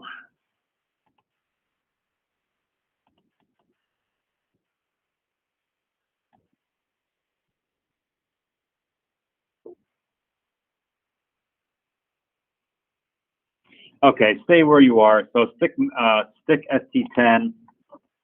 We'll take that 1/8 inch OD cutoff, the 1.5 inch max, and we're going to go ahead and we'll extend that tool. Okay, we'll kind of make our own. So you should load that T1111 tool there. And before we do anything else, we're going to modify the length on that. So if you double click on it, and we're not modifying in the database, it's going to have its own instance in this file, so we're not hurting anything. So what do we want to modify? I always forget how long. I think it's the holder we need to screw with. It's the C distance, right? Yeah. So if you go to the holder, you can look at the overall. So B is the overall and C is the extension that we want to mess with. So if we have 3/4 there, so if we're working at 4 inch, it's 4 inch on diameter, then the C value needs to be 2. Okay, because we're at a minimum of 2.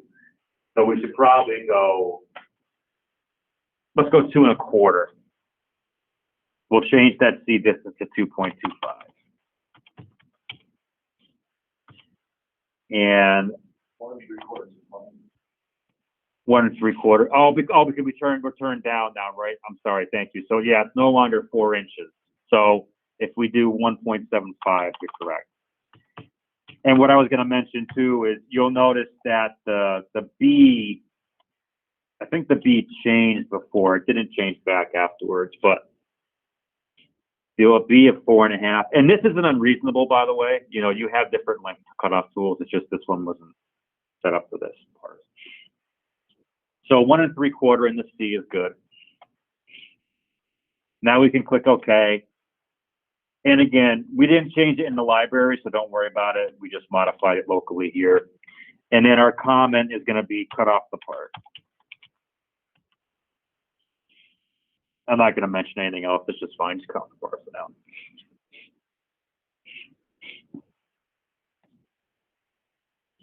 Cut off parameters.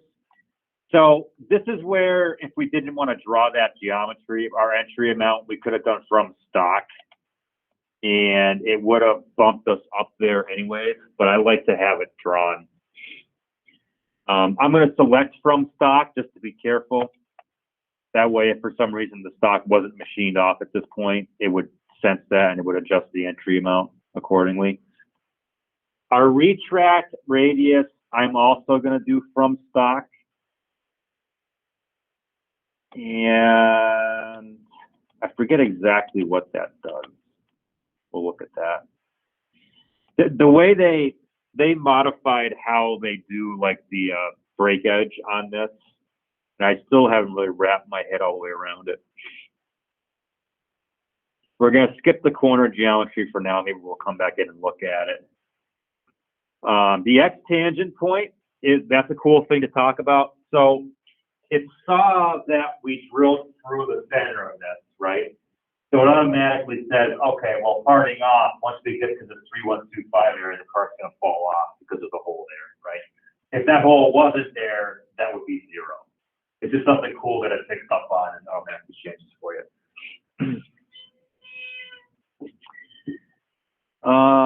If you want to leave any stock on the back, to your point, like you were talking about earlier, we could change that here. You know, a facing operation in a lathe is going to be just as good or even better as far as parallelism when you're turning a surface like that. So I'm not too concerned about it. We can leave that at 0. And I'm just going to check out the lead in and lead out. So our lead in should be straight down and our lead out should be straight up. So I'm just checking that to make sure that looks good. So I'm going to click OK and OK, and let's see if we get what we wanted. We'll backplot it. So because we kind of changed what we were doing midstream here, you know, we kind of have a little bit of crap going on the bar that we're leaving there. I would want to, you know, in a real environment, I'd want to go back and clean that up and make sure that wasn't left like that. But for right now, I'm not as concerned. If we wanted to, what are those? Those are the roughing passes. So let me X out of this and just talk through this. So we're at, again, we went to here, and then we went 0.365, and then we should have gone 0.125. So 0.365 plus 0.125 is 0.49. So let me just see if this fixes it, and if it does, I'll probably have you guys do it. So our lathe rough lead out extension, let's go to 0.49. And our lathe finish extension, and I know I'm going quick, I just want to see if this is correct. 0.49.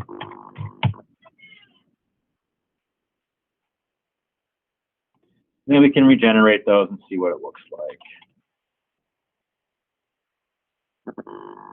There. So if I regenerate all these now and then run the cutoff at that number, now we leave the bar as intact as we can.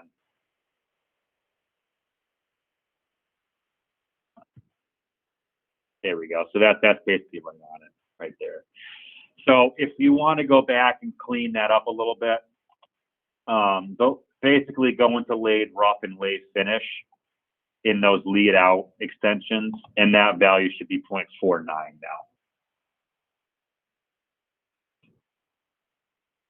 Just a little cleanup stuff. And now that we have the machining established, you'll also notice that we have plenty of room in the back there still. This is the way we're doing this now. So we can do what we were talking about before. We can adjust the grip length now to try to tighten that up a little bit. So I'll give you a few minutes to change those lead in and lead out values. And then we'll go back and modify the stock and we'll tighten that up a little bit.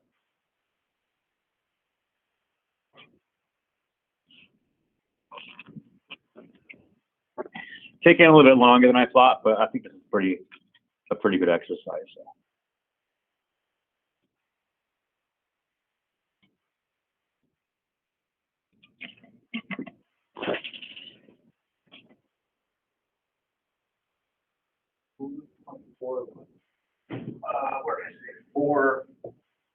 465? I forget already. 490? Yeah, 0.49, sorry. Yeah, 0.49.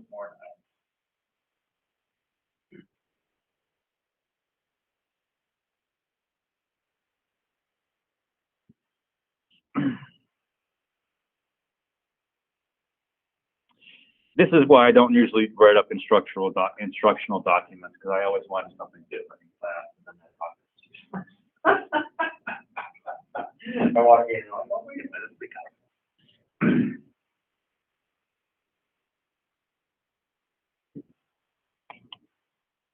okay. So I'll go slow again, so it looks like everybody's all set. So that fixes that. Now let's look at what we can do to tighten this up. So the closer we are to the chuck, the better tolerancing we get on our lathe turning, okay? So we can easily now go into stock setup. You know, there's no way to dimension this. We're kind of going to have to eyeball it a little bit. If I go into stock setup, and we're not going to modify the stock, we're just going to move the jaw. So inside of stock setup, I'm going to go to chuck jaws. And we're going to choke up on this bar a little bit, right? So if we got an 8.5 grip length right now, I'm just going to modify it and bring it forward a little bit until it looks good.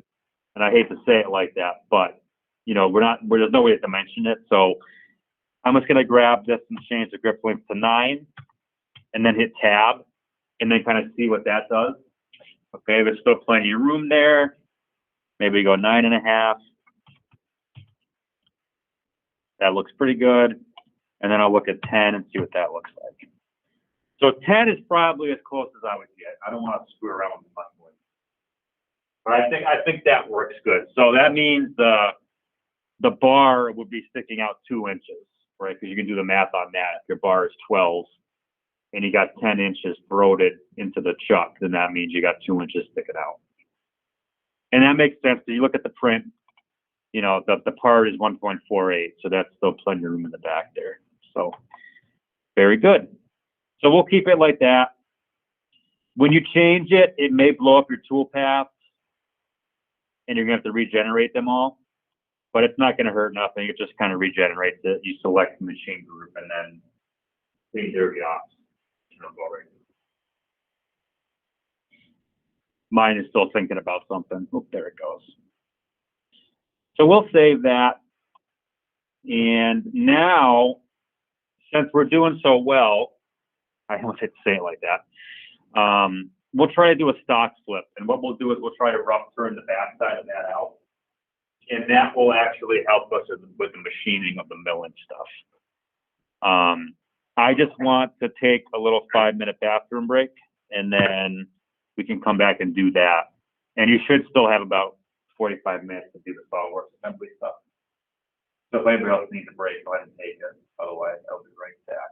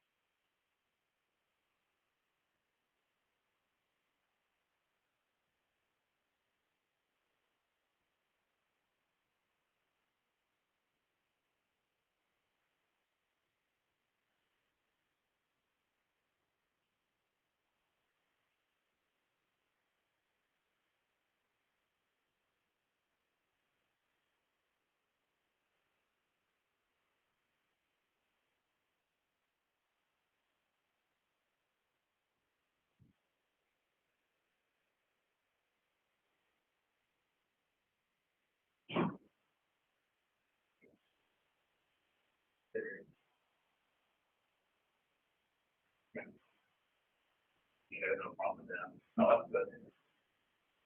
Yeah, I think I only got 3,500 bucks back a year, maybe, at the other place. I don't qualify for anything at Lennox yet, but next year I can take some courses if I want to. Oh, that's great. Nice. Okay. So with the stock flip, it always takes me a little bit of working through it myself too. So bear with me a little bit. I'll just kind of describe it and then we can try it.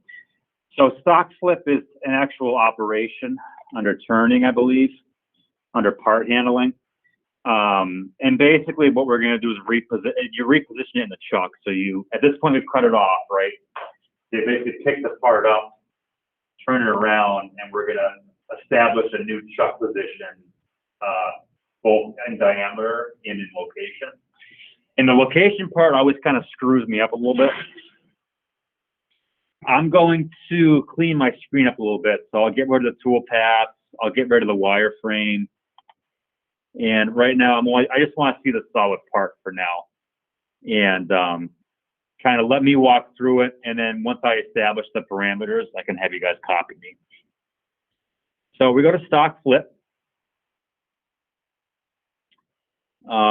We can add a comment if you want. So in the first tab, again, we can do it later on. So in my comment, I'm just going to say flip workpiece over to rough to finish machine.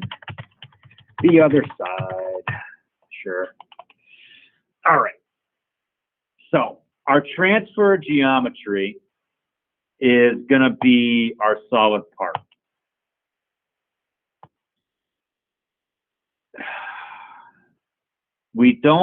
I don't think I want to blank the original because I think what that does is it creates another copy. Or do I want to? I'll blank. I'm gonna leave it on blank. Okay. Level options. It's gonna create a secondary solid model for us when it flips over, and this is basically saying that it's gonna make another level offset by 10. So if we have 3 levels, it's gonna make a level 13 and put stuff on level 13 roughly. Okay. So our stock position is actually in the front of the part, the original position. So I'm going to select this and I'm going to grab the front of the part here on center. The transferred position, I believe, is going to be the new location of it. So I'm going to select the back of the part. So that should be 1.48, yep, minus. Now, the chuck position is where it gets kind of fun. So our D, let's say we want to grip on the flange, right? The hub flange. So that means our D should be 1.13. I'm fine with that. So I'm leaving the original alone. So the final will go 1.13. And this Z value here, I think, is what always screws me up because I really have no idea where that's supposed to go. But we can play around with this. So I'm just going to click on the back of the part over here again. And that's going to get screwed up, I think. We'll see what happens. Because this is going to come in like a tool path, so we can go in here and modify these parameters. So now that I've talked through that, let's just see what it does. Okay. So we're close because this is the part that we need a machine, right? So this stuff should be inside. So we need to shift it. Maybe we need to put this over here. So it's this. I knew this is the parameter here. This is an issue. So let's just put this back at 0. Let's see what it does. And then you regenerate it like a tool path. And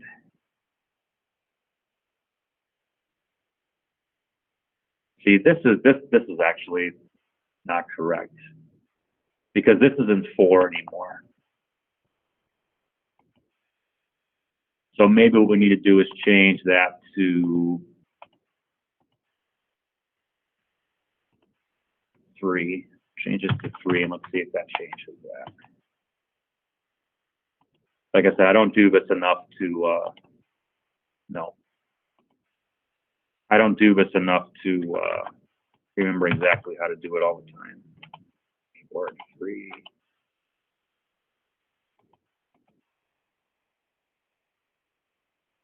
Oh, and that's the chuck.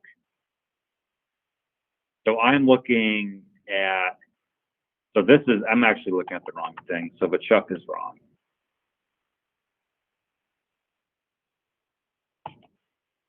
Chuck position. This should have been that 1.13 again.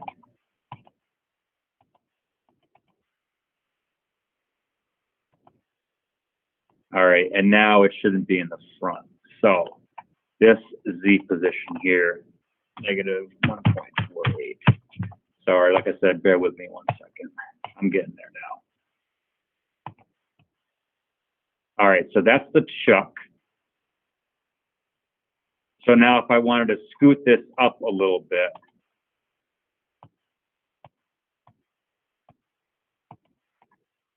let's see, this distance right here we decided was 0.148 minus 0.75. 1.48 minus 0.75 divided by 2, 0.365. And we could be butted up against this surface, I guess. I don't really care, right? It's square, pretty close to it. So we could kind of use that as a qualified surface. So if I take that dimension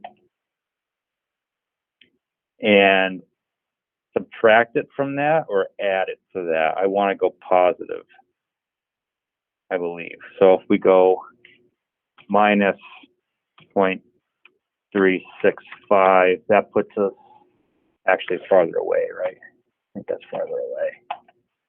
Yeah. Plus 0.365. Plus 0.365 again.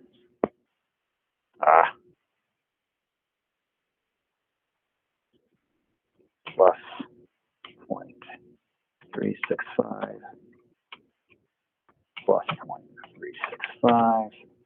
So negative 1.115 should bring the chuck into there. So that's correct, right? So there's the correct work holding. But now it looks like the stock part of it didn't come. So like the bar is here. However, we're missing this piece here. And that should be there. Because if we bring the red insert flag up above that, it shows what was left. And it almost looks like it's not recognizing this. Oh, I know what it is. In here, in lathe cutoff, there's something. What the hell is it? I could have sworn there was something in here.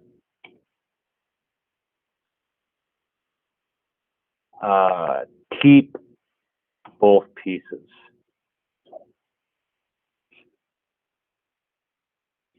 So we had keep separated piece, keep piece in active, let's keep both pieces and let's see if that stock stays there.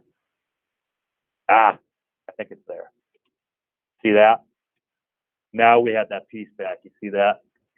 So I had to go back into lathe cutoff, inside a stock update, keep separated piece. I want both. So that's good. So now let's see if I regenerate this. Does it come with it? So I got to move this flag down. Okay, we're getting close. So if this is on the wrong side, so transfer position, let's go to 0.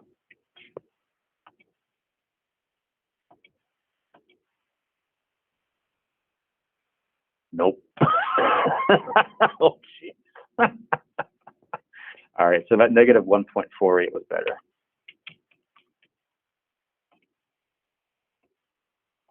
Oh, we're so close.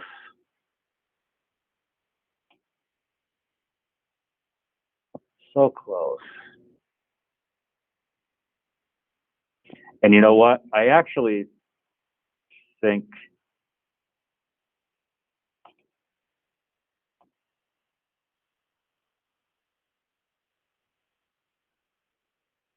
I wish that bar would go away. Because that's going to be a problem if I fix this, because the bar is I gotta go away to spec, keep the cutoff. keep cutoff only under stock update. Keep separated piece. Yeah, keep that. But did you lose? Still got the, I can't remember the chuck. So you didn't lose that other piece, huh? Okay, it's still there. All right. Okay, that's good. So what? Oh, shit, there it is. I have no idea. Oh, you actually want to be able to recreate this? All right, so let's. This is why I don't do this very often, because it sometimes it is kind of like you just gotta try it. So let me try to explain what I did, right? So I'm gonna move the red flag up. So you saw me moving the red flag around. So again, the stock updates depending on where that flag is. So if I want to see what it looks like prior to the stock flip, if I move this up, you can kind of see that it stays with it. But it looks like, yeah, that's right, right? Yeah, that's all good. Yep, that's all good. So we get down underneath 7, and there's my cutoff, okay? So what I want to do is flip this thing over in relation to our WCS already. So to do that, you know, I selected the transfer geometry to make sure. So here's my level, right? So there's that level 11. It did it that way. So there's my stock flip. So it actually created a new solid. You see that? And it did.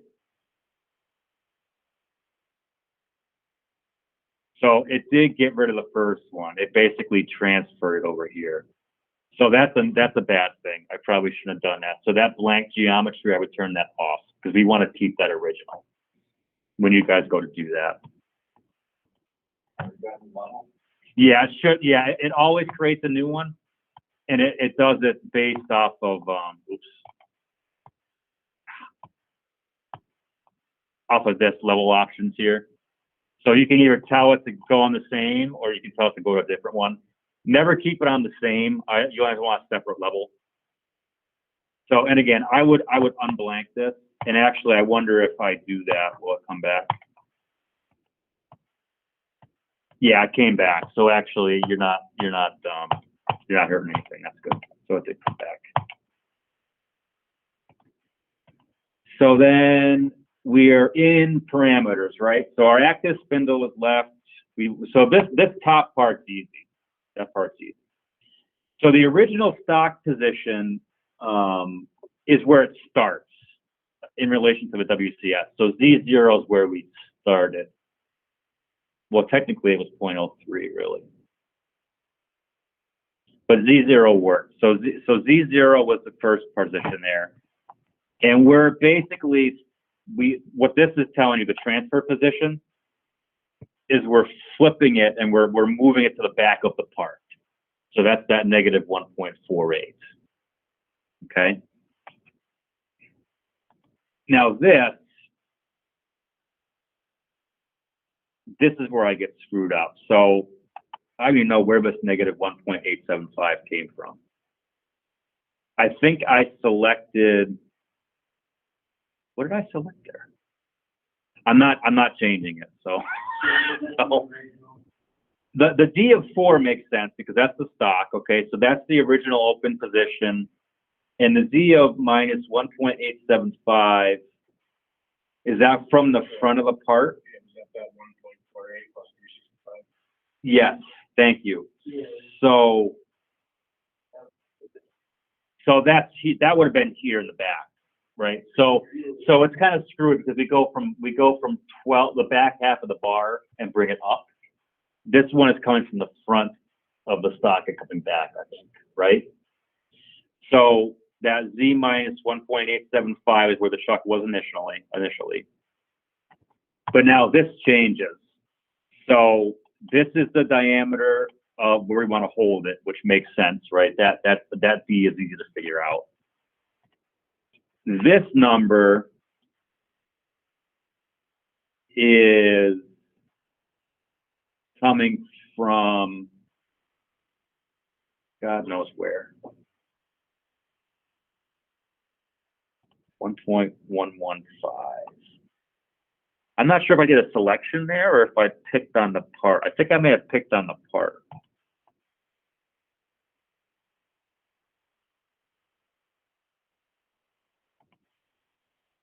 I'm going to go with it though. So if everybody's ready, let me save this.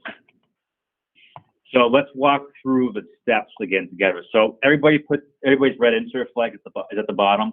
It should be at the bottom. I know I've been moving around a little bit. So your geometry is going to be your solid part. So you select your solid geometry and then uncheck the blank because we want to have the solid on both.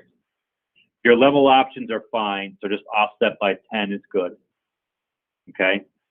Your stock position original is Z0.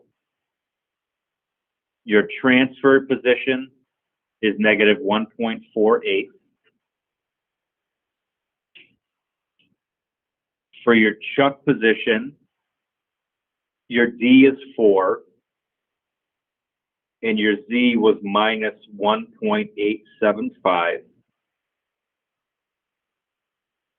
And then the final position was a D of 1.13, and your Z was a minus 1.115. Now, when you click OK, if you do see that long bar still, that means we want to go up into the lathe cutoff parameters. Inside of lathe cutoff parameters, you want to go to stock update. And you only want to keep the separated piece.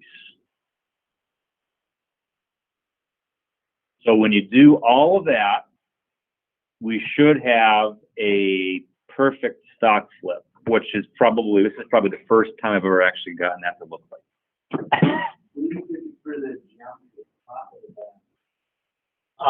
When you're picking the geometry of solid, it doesn't matter where you pick it.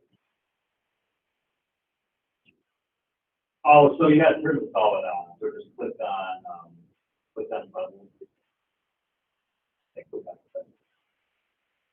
So I didn't mention that. So don't say that. So go to levels and then turn your solid on. And then go back to your level plane and then go to your knee. So now you can go up to the top.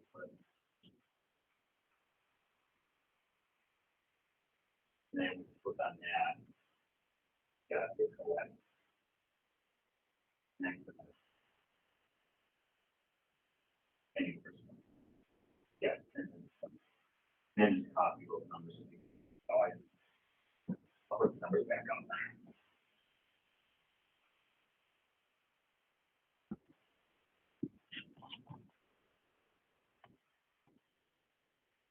Not that you can probably see them from there, but. So your transfer position, you want to start there at negative 1.48. I'll read off.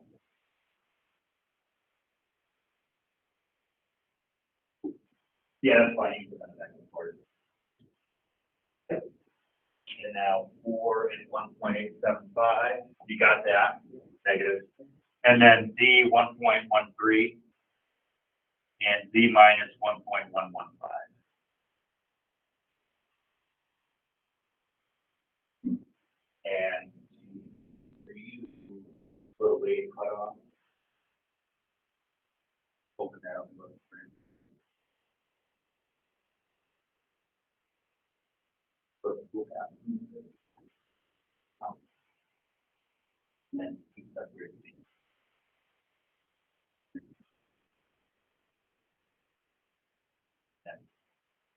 Can you regenerate that?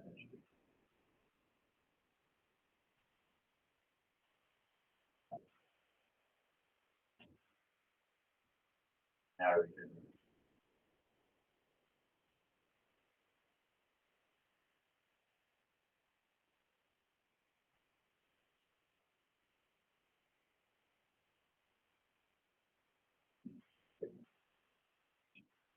Oh, and I'm good. I'm good.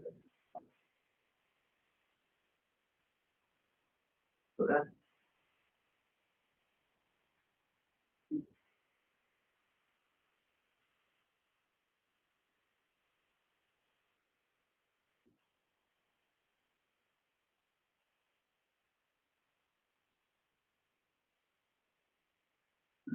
I don't know why you're. Oh. Yeah, that's right.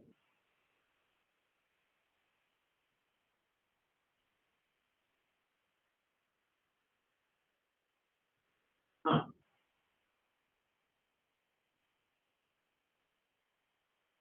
Well, you got it. If you want to go ahead and rough that, yeah, figure it out. Huh. You're just doing one that's a little bit shorter than the other ones. Strange.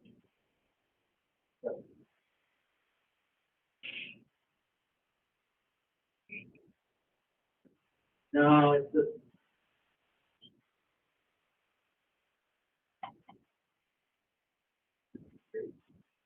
No, what is it?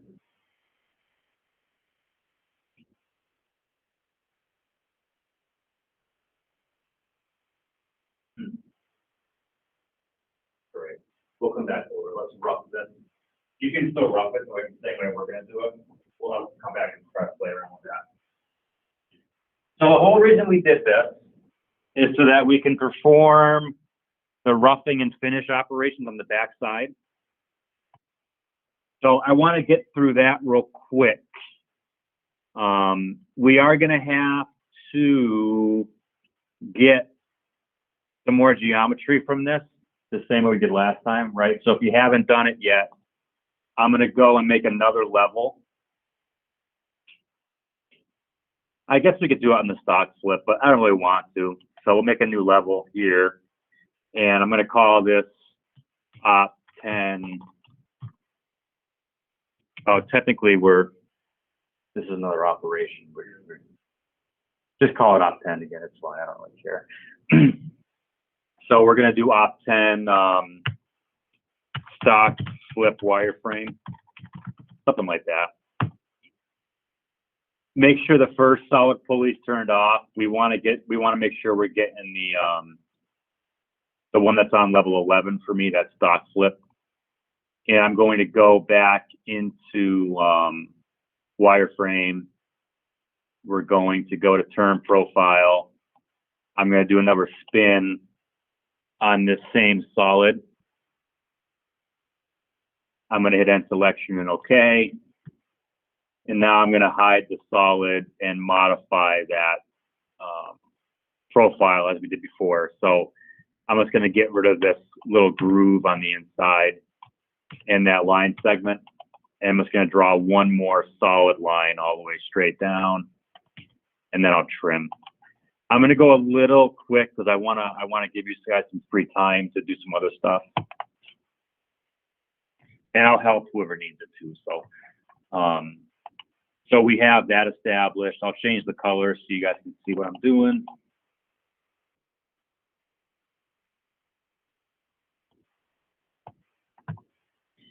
And I mean, technically, we could copy the previous rough and finish, right? Save us some time instead of redeveloping everything. So I'm going to go up and take toolpath number 2, copy it, and then right-click and paste next to the insert flag. And then all I need to do at this point is repick my chain. So I'm going to go into geometry chain, and actually it looks pretty good, which makes sense because we flipped it in space. So this is all the same. We do not, however,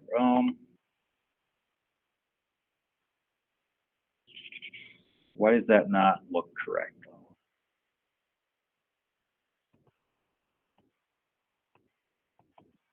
So there's the stock flip.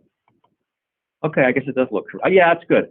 So actually, the only thing we need to do actually after we copy the roughing is just get rid of that extra lead-in extension. We don't need it anymore, right? So I'm just going to turn off the extension altogether and click OK. And then that should go to the end of the path, and that's it. Oh, and actually, no, it stops. That's right, because you get rid of that extension. Now it's only seeing what we had left for stock, which was the whole point of that stock flip. You see that? So it sees that there's nothing up here to turn, and now it's only roughing that segment where the stock still exists. Makes sense to everybody? Did it do that for you automatically too? Yeah. You went to go do that? Awesome. So that's why you use the stock update. If you keep that stock update on, sometimes it breaks and you have to turn it off, but this is cool, especially with the flip, because it knows what's still there. And now I can go and copy the finish the same way. So I'm going to drag the insert flag down to the bottom again. I'll copy tool path number 3, paste it at the bottom. And again, I will just get rid of the extension. And that should be, again, all we need to do.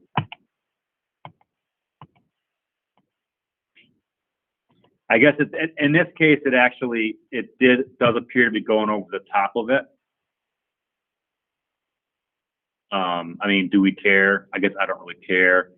If we, we don't really need to touch the top of the part again. So maybe I will go in and modify this chain, and I'll redo the partial so that I'm only doing that and that. So basically you're stopping at the OD of the part this time instead of going all the way across the top. And this is a pretty slick damn file now. That came out pretty good. I'm really happy with that.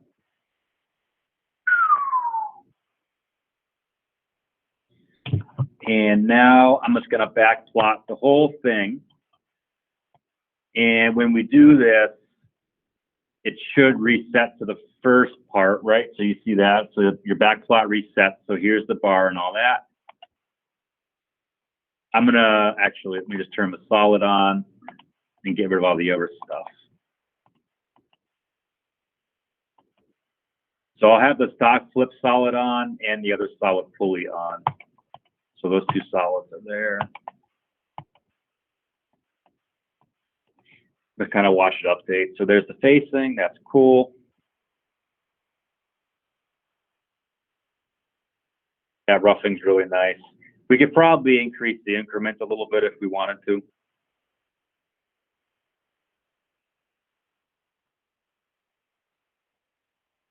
Excellent.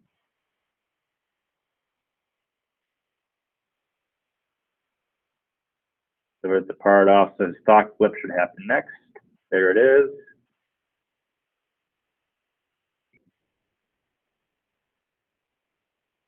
There's the finish. I like it a lot. If we did the stock flip, I don't know, half a dozen more times on some different parts, we could probably dial that in. I just don't use it enough. And it's kind of a bear to use. I mean, you kind of saw it's a little hard to understand, but it's really cool when it works. That came out great. So now that we've done that, we kind of simplified the milling setup because now everything is symmetrical. And if you think about it, your stock is basically the blank without the pocket cut into it. You know what I mean? This thing here. So when you go to do this, when you draw your stock, it should literally just be this 3/4 inch block, and then the other extensions are the 3.7 or whatever, the 0.373 there. You can do the math on that. you could draw that round blank and just use that as stock on both sides. So your only difference between your next operations in Mastercam is going to be one side you won't have to have the drilling and the slot milling, right? It's up to you which side you want to do it first. I would probably do the drilling and the slots and stuff on the next operation. Do as much as you can on op 20 now is what it's going to be. And then on op 30, you're just going to flip it over and machine the pocket on the backside. And then you'll be done. Okay.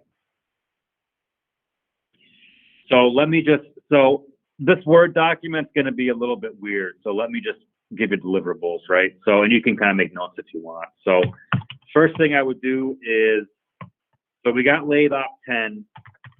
Everybody's done with lathe op 10. So we're done with that, okay?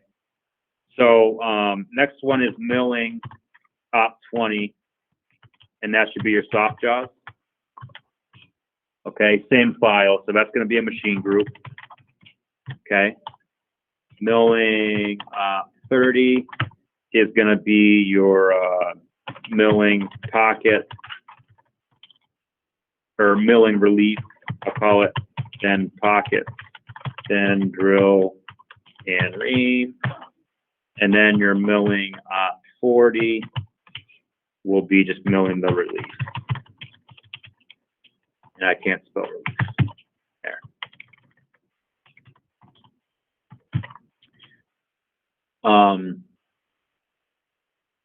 Yeah, that's good. And then this is, so these are all going to be machine groups now, though. You don't need stock for the soft jaws, right? Who cares there? So you can have this on a machine group, and then op 30 can be on the same machine group, and you can put your stock here, right? So set your stock up. Set your stock up for this.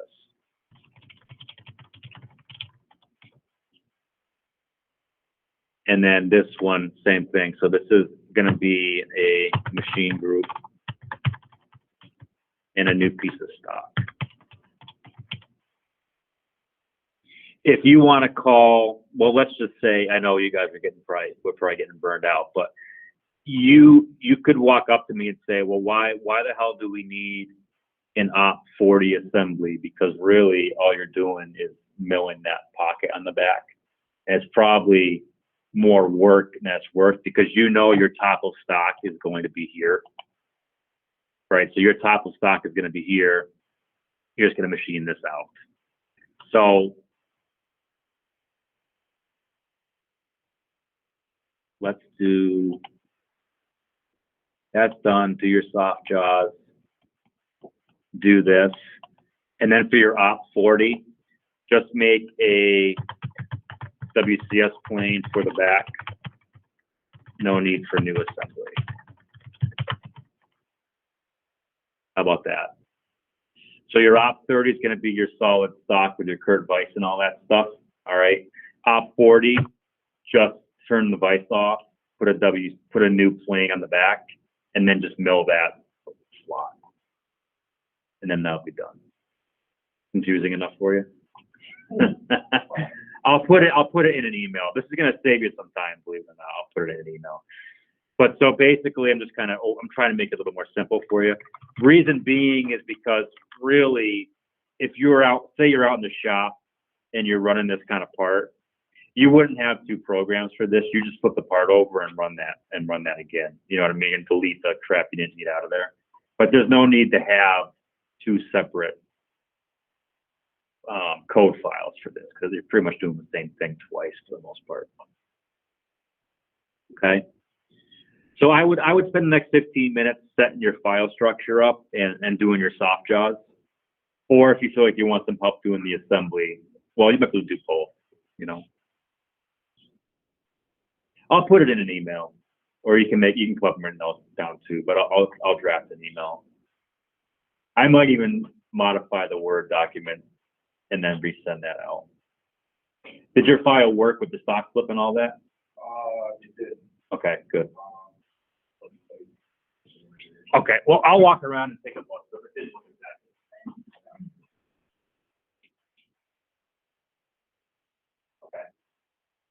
see your back block? Unless you want to get this all over.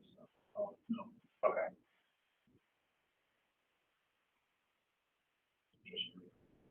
Okay, so your stock split. Focus.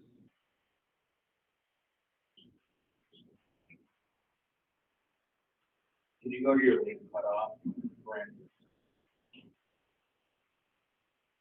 And then stop. Yep. Okay. Oh, yeah, just, so you know what's screwing you up? Turn on your solid part instead of turn your wire trim on.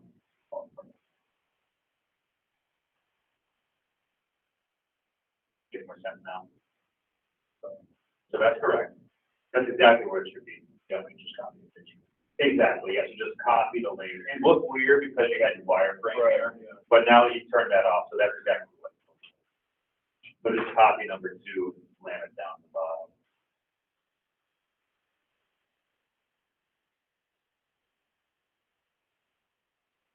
And then just open the parameters and give it an extension. Oh, hit the lead on that. So because we had the checkbox on number 8, that's the one it copied. So you gotta click on number 3 or number 2. There you go. Now you can. Yeah, it's kind of. No, that's good. Yeah, copy. Yeah. That's okay. That's okay. Yep, yep. There we go. Yeah, you're welcome.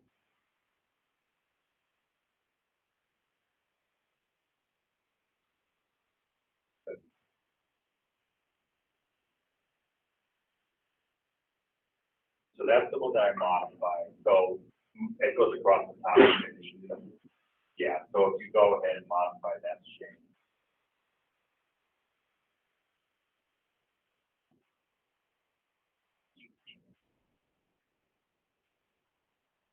Oh, I made you haven't done it yet, I made a wireframe.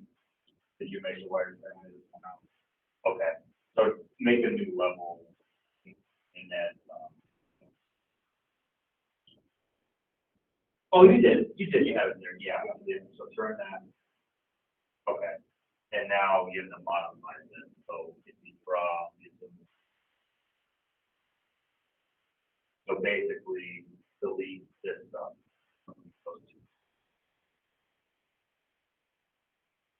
I usually get some lead, yeah, so let's put one. Yeah. And then this little line segment here just want to hang out there too much. Oh no, there it goes. Yep. Just grab that. And now you can just draw a line, that corner all the way down. Yep. And then go away from the thing. And then that. Click on what you want. Yeah, and then okay.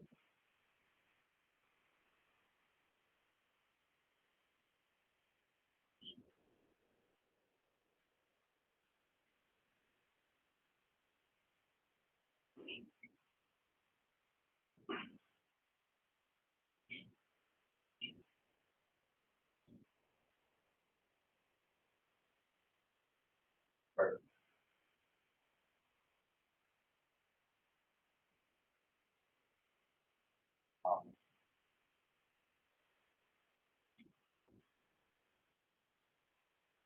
Cool.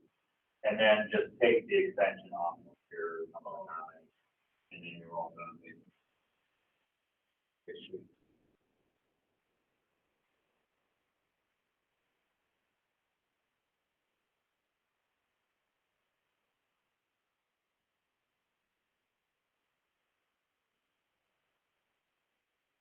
Nope, that one's all set. No, all you gotta do is regenerate them. And then you can read that possible.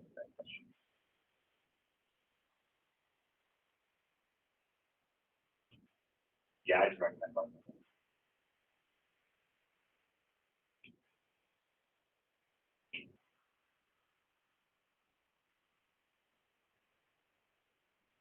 Yeah, I know, oh my God. That's a hole in the center. Oh, yeah, good point, yeah. Man, I mean, we wouldn't care, I would not. No. What's that? Yes, so your stock block's gonna look just like the detail maker, yeah. Yeah, so you'll insert. Oh, yeah, no, we'll do the soft job first, you gotta cut the soft job, and then use that for the assembly. Yeah. So, the soft jaw is gonna be the diameter that we're machined at here, so it's gonna be 3.5. At least that's the radius. So, what did we do last time? We just kind of made a circle. Yeah, yeah, so make a circle in the center there at 3.5. And then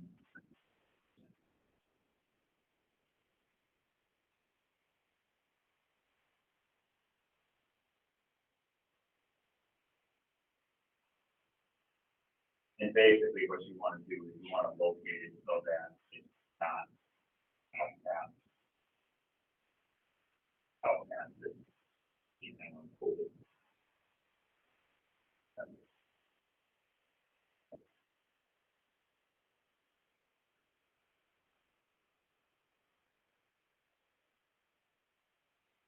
And the number will make sense. So we 1.75.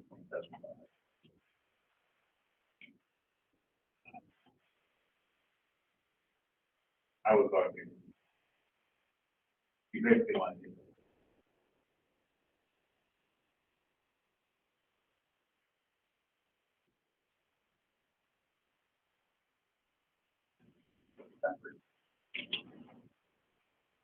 Actually, I'm sorry, you know what, make it easier on yourself. Why don't you dimension this through to the back of that? And then, because then you're gonna move this job, and then I would create that job.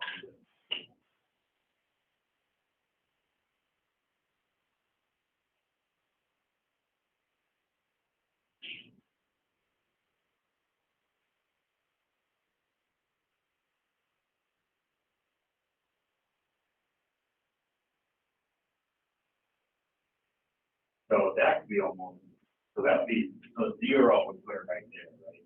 So if you go at 0.125.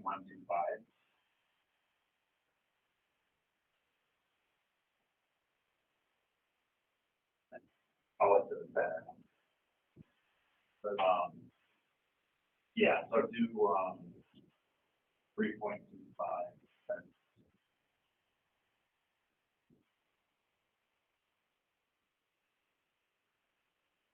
Yeah. And now,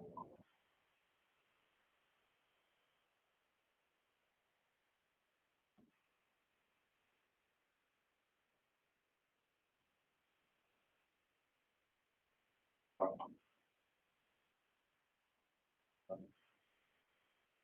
that is,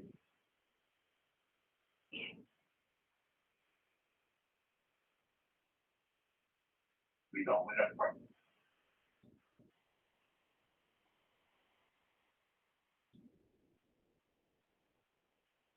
That's pretty good. Yeah.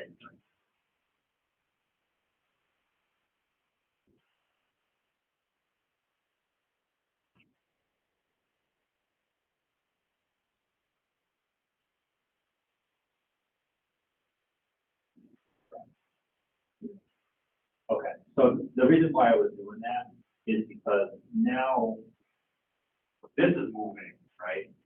So so what you need to do now is figure out what this make should be in order to get this to look right, and then you can do the,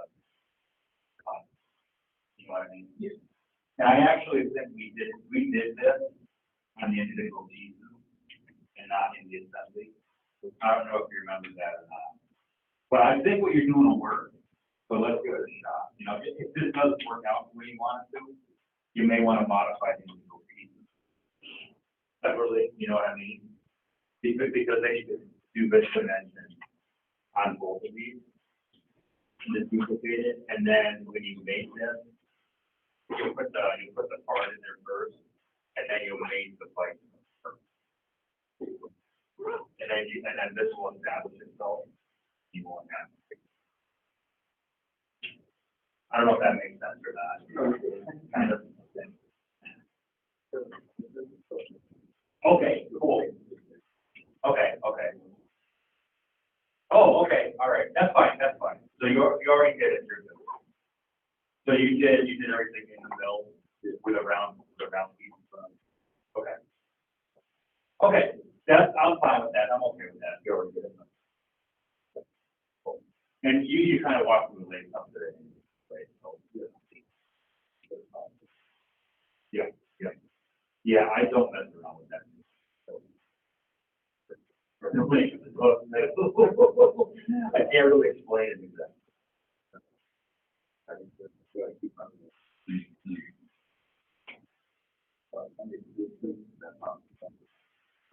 Yeah, so that's the level that the stock will be.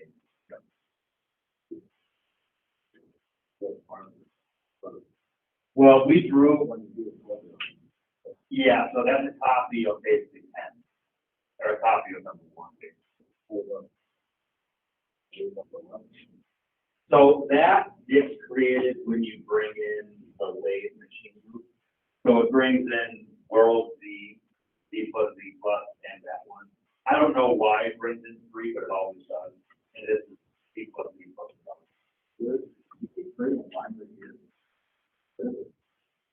It could be showing you the app. Oh, that?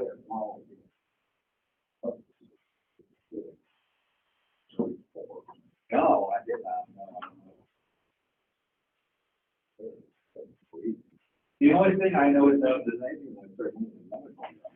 when you save, it does add like hash marks in a couple of spots. That's the only thing I know that actually populates wires in them.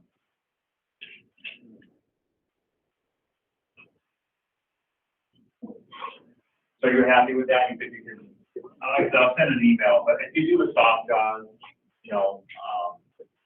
and then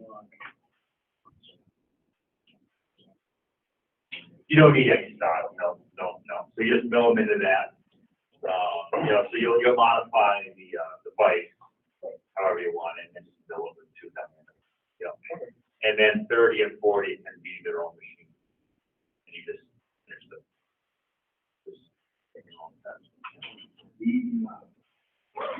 I did next week, or is it the week after? I think it's the week after, actually, because I was just looking at it. Let me actually stop recording this. Stop recording.